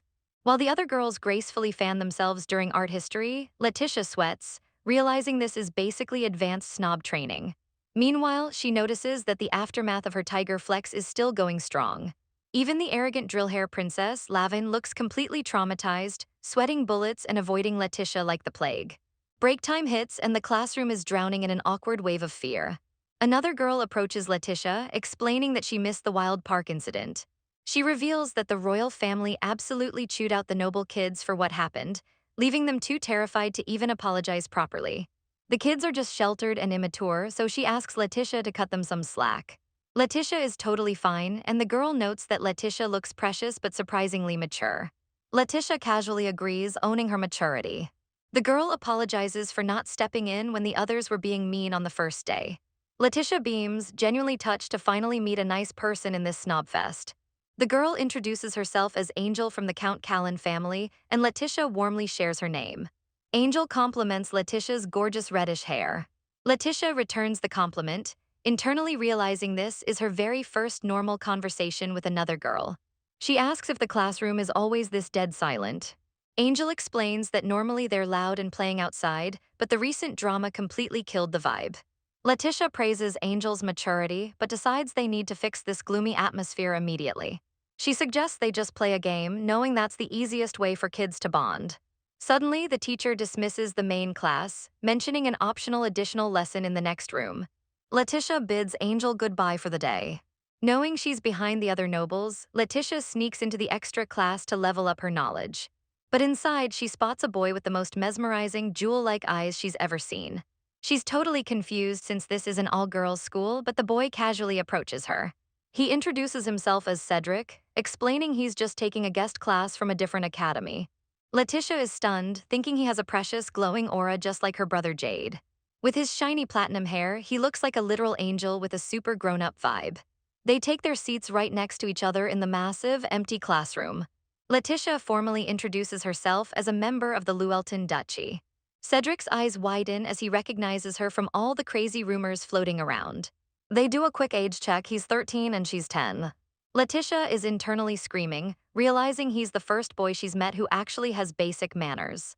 The teacher, Mr. Albert, walks in and warmly greets the two of them. But Letitia notices Mr. Albert treating Cedric with extreme respect, making her realize this pretty boy is definitely a VIP. As the art history lesson starts, Mr. Albert asks Letitia what she thinks. She bluntly admits it's boring and she doesn't get why the painting is so famous. Cedric tries to hold back a laugh, completely relating to her vibe. Mr. Albert pivots, asking the class why expensive paintings cost so much. Letitia nails it, explaining that rarity makes things special and valuable. Mr. Albert confirms she's right, explaining that this specific painting captured a major historical event faster than anyone else. He points to the canvas, noting the artwork is packed with hidden historical facts. He asks what color hair the victorious wizard has, and Letitia immediately spots the black hair. She instantly connects the dots, recognizing him from the legend of the Good Wizard. Mr. Albert drops a lore bomb. That black wizard was the head of Letitia's family, the Llewellyn Duchy. He absolutely wrecked Duke Candan, a silver-haired, blue-eyed tyrant who enslaved people using magic. As Mr. Albert breaks down the hidden meaning behind the wizard's sword, Letitia excitedly raises her hand, asking if her family earned their Duke title from this epic battle. Actually, no. Mr. Albert explains the Llewellyn family was already insanely powerful because they owned a massive magic stone mine. Since magic stones provide infinite energy, the duchy held absolute global influence. Letitia notices Mr. Albert nervously glancing over at Cedric as he explains the politics. Mr. Albert explains that Letitia's family is technically stronger than the royal family, acting as cooperative partners while foreign nations beg for their favor. Cedric casually agrees that the duchy holds all the cards, leaving Letitia totally confused by the heavy, awkward atmosphere between the two guys. Cedric then asks to see the next painting in the series, but Mr. Albert admits the museum wouldn't release the original. Letitia leans in, curious about what a series painting even is. Mr. Albert pulls out a vivid replica, revealing a beautiful piece titled Three Kisses of the White Wizard. Letitia stares at the strange artwork as Mr. Albert explains that this exact painting ties directly into the play the students are performing for the upcoming festival. Mr. Albert drops some dark lore, explaining that if the White Wizard kisses someone 3 times, terrible things happen. Literally, the victim becomes a mindless meat puppet forced to do his bidding. He points to the painting, revealing the White Wizard almost hypnotized an ancient princess into committing murder. Letitia shudders at the scary story, but Mr. Albert reassures her the White Wizards are long gone. Wait a minute, Letitia suddenly realizes the wizard looks exactly like Dr. Sybil with his creepy silver hair. Moving on, Mr. Albert shows a painting of Duke Kandan, the White Wizard, fleeing from being burned at the stake. Rumor has it the guy jumped straight out of the fire without a single burn and still haunts the kingdom as a ghost. Letitia thinks it makes total sense. A terrifying wizard could easily use chemicals or magic to escape the flames. Mr. Albert keeps dropping fun facts about auctioning expensive paintings, completely capturing Letitia's attention. Cedric quietly watches her, totally amused by her curious vibe. Realizing she's rambling, Letitia flashes an adorable, apologetic smile for asking too many questions. Cedric instantly blushes, absolutely flustered by how cute her smile is. Suddenly, a royal knight knocks on the door to pick Cedric up. Cedric politely bows to Mr. Albert and bids Letitia farewell. He hits her with a smooth goodbye before heading out. Once he's gone, Mr. Albert absolutely panics, asking Letitia if she seriously didn't know who she was just sitting next to. Letitia freezes, totally clueless. Mr. Albert drops the ultimate bombshell. Cedric is the literal prince of the empire and Princess Ravi's older brother. Letitia internally screams, terrified that she's already on awkward terms with 2 different royals. Later that evening, the Duke happily scoops Letitia up, asking about her day. He casually suggests she skip school tomorrow to take a break. He smirks, saying a genius kid like her doesn't need to attend class every single day. But Letitia politely declines, admitting she's going to be pretty busy for a while. She drops the news that she actually got a role in the upcoming palace play. The Duke completely loses his mind, instantly ordering Zion to secure every video crystal in the entire country to record her performance. He immediately demands Zion clear his schedule for the festival, completely ditching his usual hatred for social events. Letitia is touched, telling him he doesn't have to force himself since her role is super minor, but he insists he wouldn't miss it for the world. Zion asks how she even managed to snag a role so fast. Letitia awkwardly laughs, lying that the noble kids are just super delicate and don't hold grudges. In reality, they all sat down to play a card game. And Letitia absolutely wrecked them, celebrating her victory while the elite girls sat in stunned silence. Despite the snark, the game totally broke the ice. The girls admitted she was actually pretty cool. And before they knew it, they were genuinely having fun together. As for the play, Angel backed out of her dual role and tossed it to Letitia. Because the other kids insisted the maid character was more important, Letitia got stuck playing the 6th princess. She breaks down how she got the part, thinking it's no big deal. Zion nods, recognizing the classic tale about the 7 ancient princesses going to war. But the Duke's eyes go completely dark as he processes that his precious daughter is playing a literal princess. He goes into full overprotective dad mode, ordering Zion to open the vault so they can cover Letitia in pure gold and jewels from head to toe. The Duke smoothly declares they just need to turn her into the main character. He plans to use his massive wealth to straight up bribe the scriptwriters. And if there's a male lead, the Duke vows to literally eliminate him. Letitia screams that it's a historical play and he can't just rewrite history. The Duke casually shrugs, saying they'll just hire new writers to reinterpret the facts. Letitia furiously shuts it down, accidentally revealing she's actually the script supervisor too. The Duke looks back in shock, totally amazed by his daughter's hidden talents. He proudly calls her a genius, while Letitia desperately looks to Zion for help. But Zion completely betrays her, happily suggesting they sponsor the entire event just to make Letitia's name the biggest on the poster. Letitia begs them to chill, insisting it's just a silly little play. But the Duke stares at her with absolute adoration, softly telling her that since it's her first public event, it means the absolute world to him. Letitia's heart totally melts. Letitia tugs on the Duke's sleeve, happily asking him to watch her play even though she's just a minor supporting character. The Duke promises to bring flowers. Letitia mentions she needs a simple sky blue dress for her role. But the Duke flat out refuses to let her wear an old outfit. He promises to keep the new custom dress at a reasonable price, though Letitia heavily doubts it. The big day finally arrives. The Duke and Jade wait in a hall totally decked out in flowers. Zion is stuck at home due to an employee ban, and the Duke absolutely loved teasing the poor butler about missing out. Arriving at the theater, the Duke and Jade escort Letitia to the stage entrance. They tell her to head in through the back door. Letitia gives them a massive, energetic wave, telling them to wish her luck. The Duke watches her go with a proud, totally soft smile. A panicked maid rushes Letitia inside, saying the rehearsal is starting right now. Letitia steps into the dressing room, taking it all in. She's completely starstruck, unable to believe she's actually performing inside the royal palace. Myra, the head makeup maid, warmly greets her. Letitia admits she's never worn makeup before, and Myra reassures her that kids her age don't really need it anyway. But just for today, Myra calls it secret magic, so Letitia doesn't get totally washed out by the heavy stage lights. The maids fuss over her hair, gushing that she looks exactly like a living doll. Suddenly, Claire, the stage director, bursts in to announce that the rehearsal is moving to the main stage. Claire formally introduces herself as the Queen's head maid. She meets Myra, and the two team leaders briefly chat before getting the kids moving. Letitia admits she's super nervous, but the drill hair princess, Lavane, takes one look at Letitia's dress and absolutely loses her mind. Turns out the dress is made of legendary Taya silk that literally sparkles like drifting clouds, and there are only 5 pieces made a year. Letitia internally facepalms, realizing the Duke totally capped about keeping things cheap. Lavin looks at her, bluntly noting how insanely spoiled Letitia is at home. She asks if Letitia wore it just to flex on everyone. Letitia frantically shakes her head no. Letitia asks if Lavin is doing all right, sensing the weird vibe. Lavin drops her ego, honestly admitting she's totally jealous that Letitia's crazy rich life makes her own royal status look ordinary. Letitia smoothly shifts the attention, complimenting Lavin's gorgeous white dress. She hypes Lavin up, reminding her that all eyes will be on the protagonist today. Suddenly, Angel completely breaks down, crying like a fountain. The girls rush over as Angel sobs that she's terrified of the scene where she gets stabbed with a knife. Lavin tries to talk some sense into her, pointing out it's literally just a fake prop. But Angel hates being the center of attention and completely panics. Desperate, Angel turns to Letitia with major puppy dog eyes.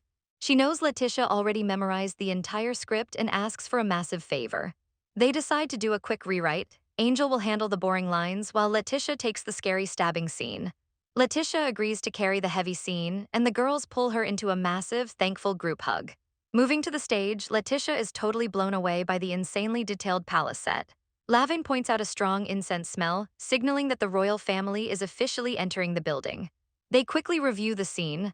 Lavin's character will get hypnotized by a kiss and then stab Letitia's character on the bed.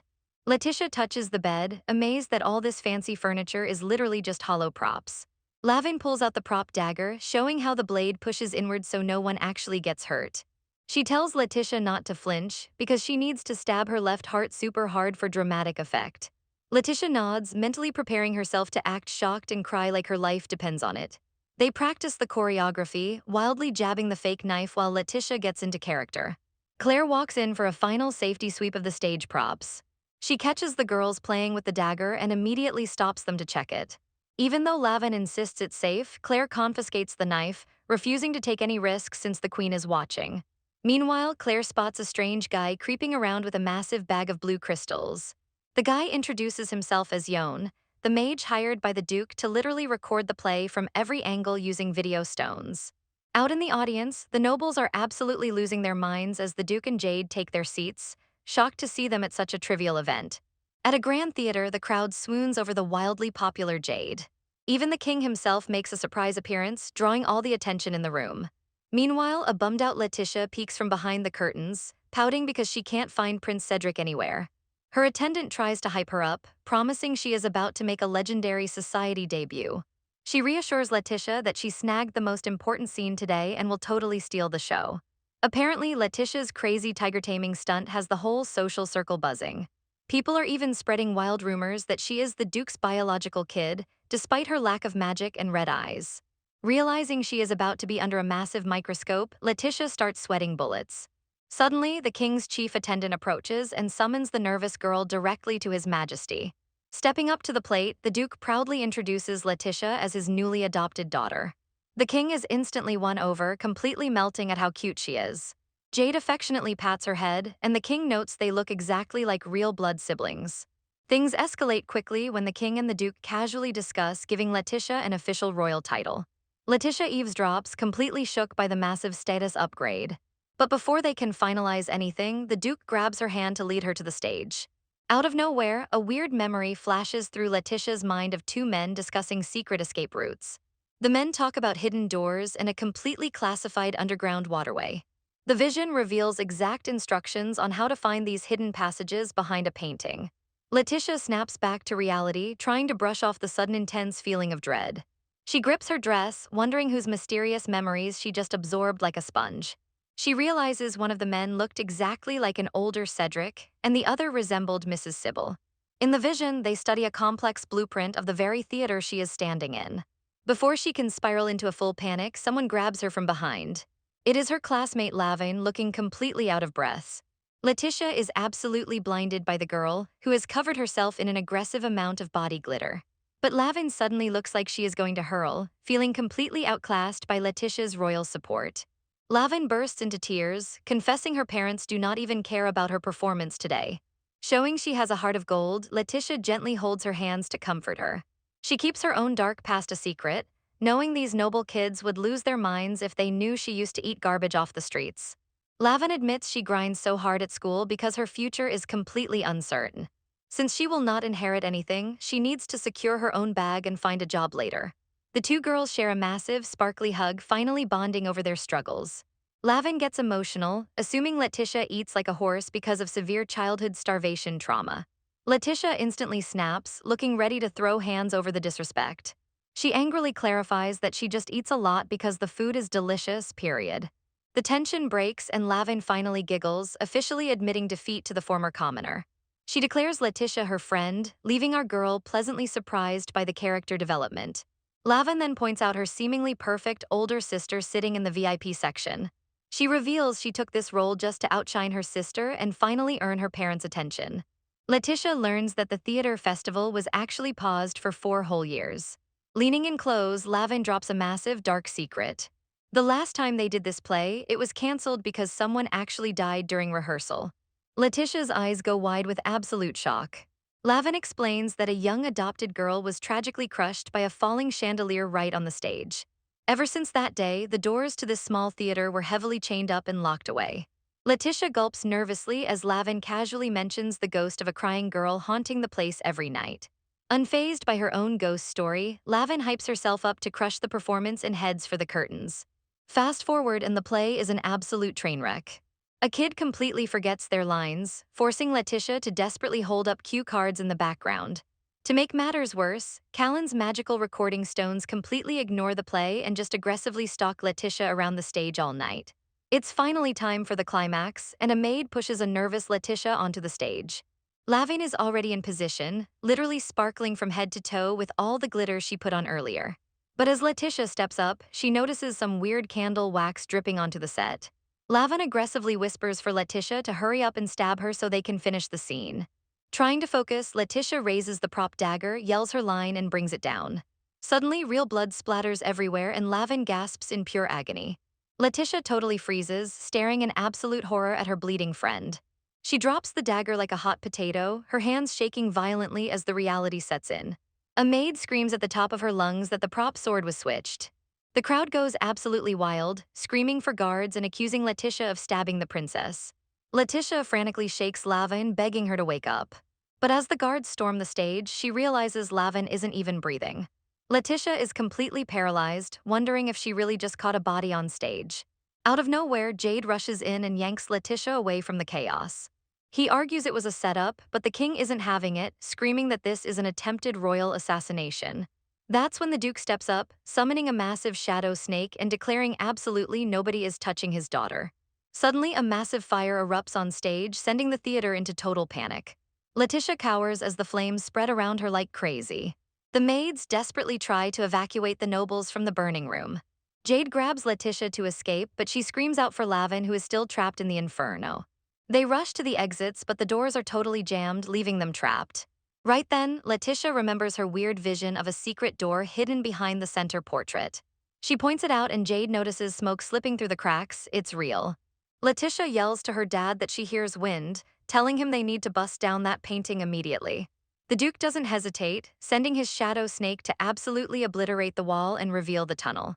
He orders everyone through the passage, leaving the king's attendant completely stunned that Letitia knew about this top-secret exit. The group splashes into the underground sewer, with the Duke safely carrying Letitia through the dark. Checking for survivors, one of the maids realizes head maid Claire is missing. They quickly find Claire slumped against the cave wall, looking completely wrecked. She cries over the ruined festival while the other maids try to pull her together. They finally reach the end of the sewer and push open a heavy stone door to the outside. Everyone is shocked to find themselves standing right in the middle of the snowy royal garden. Jade checks on Letitia, but she is completely crushed by the guilt of leaving Lavin behind. Nearby, the king comforts Lavin's devastated mother. Spotting the Duke, the king demands he hand Letitia over for questioning right now. But the Duke flat out refuses, while the king accuses Letitia of being a planted assassin. Stepping right into the king's face, the Duke fiercely declares that Letitia is his family. He drops a massive ultimatum: if they harm a hair on her head, the kingdom will permanently lose the Duke's family. Lavin's mother interrupts, desperately asking if the sword was swapped from the very beginning. The maids swear on their lives it wasn't, confirming they triple-checked the fake sword before the play. The king holds his head in despair, wondering if a literal ghost pulled this off. Letitia's brain goes into overdrive, trying to figure out who would target a mere adopted kid like her. A maid points out that Princess Angela actually asked to switch roles today, making her look completely sus. Jade wonders if Callan did this to protect Letitia, but even he knows that's a stretch. The adults finally realize this wasn't some ghost story, it was a highly coordinated attack. Seeing the Duke put everything on the line for her, Letitia vows to solve this mystery herself. She realizes the fire spread way too fast for normal stage props, proving someone orchestrated this whole disaster. She stands firm, determined to clear her name and protect the family that took her in. Jade agrees, patting her head and concluding the stage fabrics were definitely soaked in oil beforehand. He pieces it all together, realizing the incense burners were specifically placed to mask the smell of the deadly trap. The king desperately demands to know who set up the stage. Sweating bullets, his chamberlain stammers that he didn't place the incense burner, claiming it was just a recent tribute. Since external contractors and maids were everywhere, Letitia chimes in. She suggests gathering everyone in one spot for questioning, carefully wording her statement so she doesn't sound guilty. The Duke backs her up, agreeing that this is the absolute smartest move to make. Realizing the situation could get even bloodier, the king agrees. He orders his guards to lock everything down and move everyone to the Annex Palace immediately. He declares that not a single person is allowed to leave until the investigation is fully over. As they walk, Letitia's mind races with wild theories, wondering how the knife was actually swapped. She thinks about her unique ability to sense murderous intent, wondering if she can use it to solve this mystery. Suddenly, she fakes a massive dizzy spell, gripping the Duke's coat. Leaning in close, she secretly asks if they can check the recording stone from the scene, but the Duke reveals the cameraman already fled. A maid steps up with a recovered crystal, but cries that the magic is totally corrupted and will take a whole month to restore. Letitia absolutely misses modern CCTV, knowing she doesn't have a month to clear her name. Looking dead into his eyes, she asks the Duke if he trusts her, and he says yes without skipping a beat. She begs him to sneak her away from the guards and take her back to the burning theater. Knowing they need to find the evidence first, the Duke completely agrees. Jade catches their drift and casually initiates a secret distraction tactic called Operation Number 3. He steps right up to the king, loudly declaring he has something important to say. Throwing a massive tantrum about his sister's innocence, Jade dramatically holds his head. And just like that, he completely flops to the ground in a fake faint, sending the adults into a total panic. Taking advantage of the chaos, the Duke scoops Letitia up and absolutely books it. He summons his terrifying shadow snake to body block the guards and cover their escape. Letitia worries about leaving Jade behind, but the Duke casually notes the royals wouldn't dare touch his heir. The Duke sprints through the snow so fast Letitia feels like she is literally flying. He claims this insane speed just runs in their healthy family, but they quickly notice the castle fire is raging out of control. The Duke heads straight for the secret passage exit they used earlier. But Letitia realizes the magical door is totally locked from the outside. Since they can't open it normally, she suggests just busting the whole thing down. Without breaking a sweat, the Duke flexes his insane magic, proving he can make anything happen. He summons a massive, skull-faced demon named Hagenti to guard the entrance while they head inside. Letitia stays completely focused, knowing they have a ticking clock to find clues. Once in the tunnel, it's pitch black, but the Duke admits he can't use light magic right now. Since his focus is entirely split between maintaining two massive demons, he settles for lighting a spooky little candle. He is genuinely impressed Letitia remembered this classified royal tunnel. Suddenly, Letitia feels a draft of air and excitedly points out the exact direction of the escape route. The Duke pats her head, giving her major dad points for being so clever and calm under pressure. Marching deeper into the cave, he asks what exactly is cooking in her big brain. He wants to know if she has a master plan to prove her innocence. Letitia holds up her candle and drops three massive theories about what really went down. First up, she suspects this whole incident was a hardcore revenge plot against the royal family. She explains that staging a brutal murder during a play is way too cinematic and cruel. If the killer just wanted Lavin dead, there were a million easier ways to do it quietly. This means whoever orchestrated this has a massive grudge, and Letitia was just unlucky collateral damage. The Duke's eyes glow with rage at the thought of someone using his daughter like a pawn. The second theory is a massive political conspiracy to frame the Duke's family and spark a war with the royals. But Letitia shoots down her own theory, giving it only a 15% chance of being true. She points out that Princess Angela was originally supposed to play her role anyway. Plus, framing a newly adopted daughter doesn't guarantee a war like framing Jade would. She sadly admits that normally, her new brothers would just toss her to the wolves without hesitation. Letitia admits she is totally surprised that Callan and Jade actually stepped up to defend her. The Duke reassures her, explaining the royal family views them as expendable, but he will absolutely protect her to the bitter end. Letitia then brings up her final, most crazy theory for the case. She admits there is only a tiny 5% chance of it being true. She explains she never would have even imagined this possibility if she hadn't seen that weird vision of the hidden passage. Suddenly, they notice someone lying on the ground in the dark, and Letitia hears a faint heartbeat. It is Lavin. She is actually alive, meaning Letitia didn't catch a body after all. Letitia completely breaks down, crying tears of pure relief over the absolute miracle. Wiping her eyes, she tries to figure out how this even happened, knowing something is super fishy. She pieces together the timeline. A supposed murder took place right above this underground passage just before the fire broke out. Then it hits her, she remembers seeing weird wax marks on the stage bed. Letitia realizes the culprit sawed the trapdoor bed and glued it back together with wax so the heat of the fire would melt it, dropping Lavin instantly. That explains the secret passage. The whole fire was just a wild diversion to smuggle Lavin's body away. She initially thought they wanted a corpse, but the kidnappers actually needed Lavin alive to drag her through the underground routes. Letitia tells the Duke that the culprit used the fiery chaos to secretly smuggle her out while the whole castle panicked. She lists the possible motives, wondering if this is about money, revenge, or a massive foreign plot. The Duke steps in, pointing out that if this was a kidnapping, the whole stabbing incident had to be a total trick. Letitia realizes the prop knife went in way too easily, proving she didn't actually stab anyone. She deduces that Lavin stopped breathing because the bed was rigged with paralyzing needles. The blood was totally fake, set up with a chemical buffer agent for the perfect illusion. It is a miracle Lavin didn't burn to a crisp, but Letitia remembers that even the white mage escaped the stage fire safely. Putting it all together, Letitia confidently declares that the culprit has to be an insider who knew the exact script of the play. The Duke taps Lavin's cheek, finally waking the groggy girl up. Lavin jolts awake in a total panic, completely shocked to find out she is still breathing. She cries that she felt the intense heat of the fire right before falling into the dark. She thought she was a goner after landing on something soft and being completely paralyzed like a statue. Suddenly, Lavin's eyes go wide with pure terror, screaming that they need to run because he is coming. Letitia freezes, realizing that if the culprit was an insider, they should be locked down in the annex right now. Lavin cries that she has no idea who grabbed her in the dark, but the kidnapper is still down here with them. Out of nowhere, a creepy hand slaps over Lavin's mouth, grabbing her from the shadows. Staying ice cold, the Duke calmly tells the girls to keep moving forward and feel along the walls. Letitia bravely pushes Lavin ahead to safety. The Duke cracks his knuckles, his dark aura flaring up as he decides to absolutely wreck the kidnapper with his bare hands to avoid accidentally hurting his daughter with magic.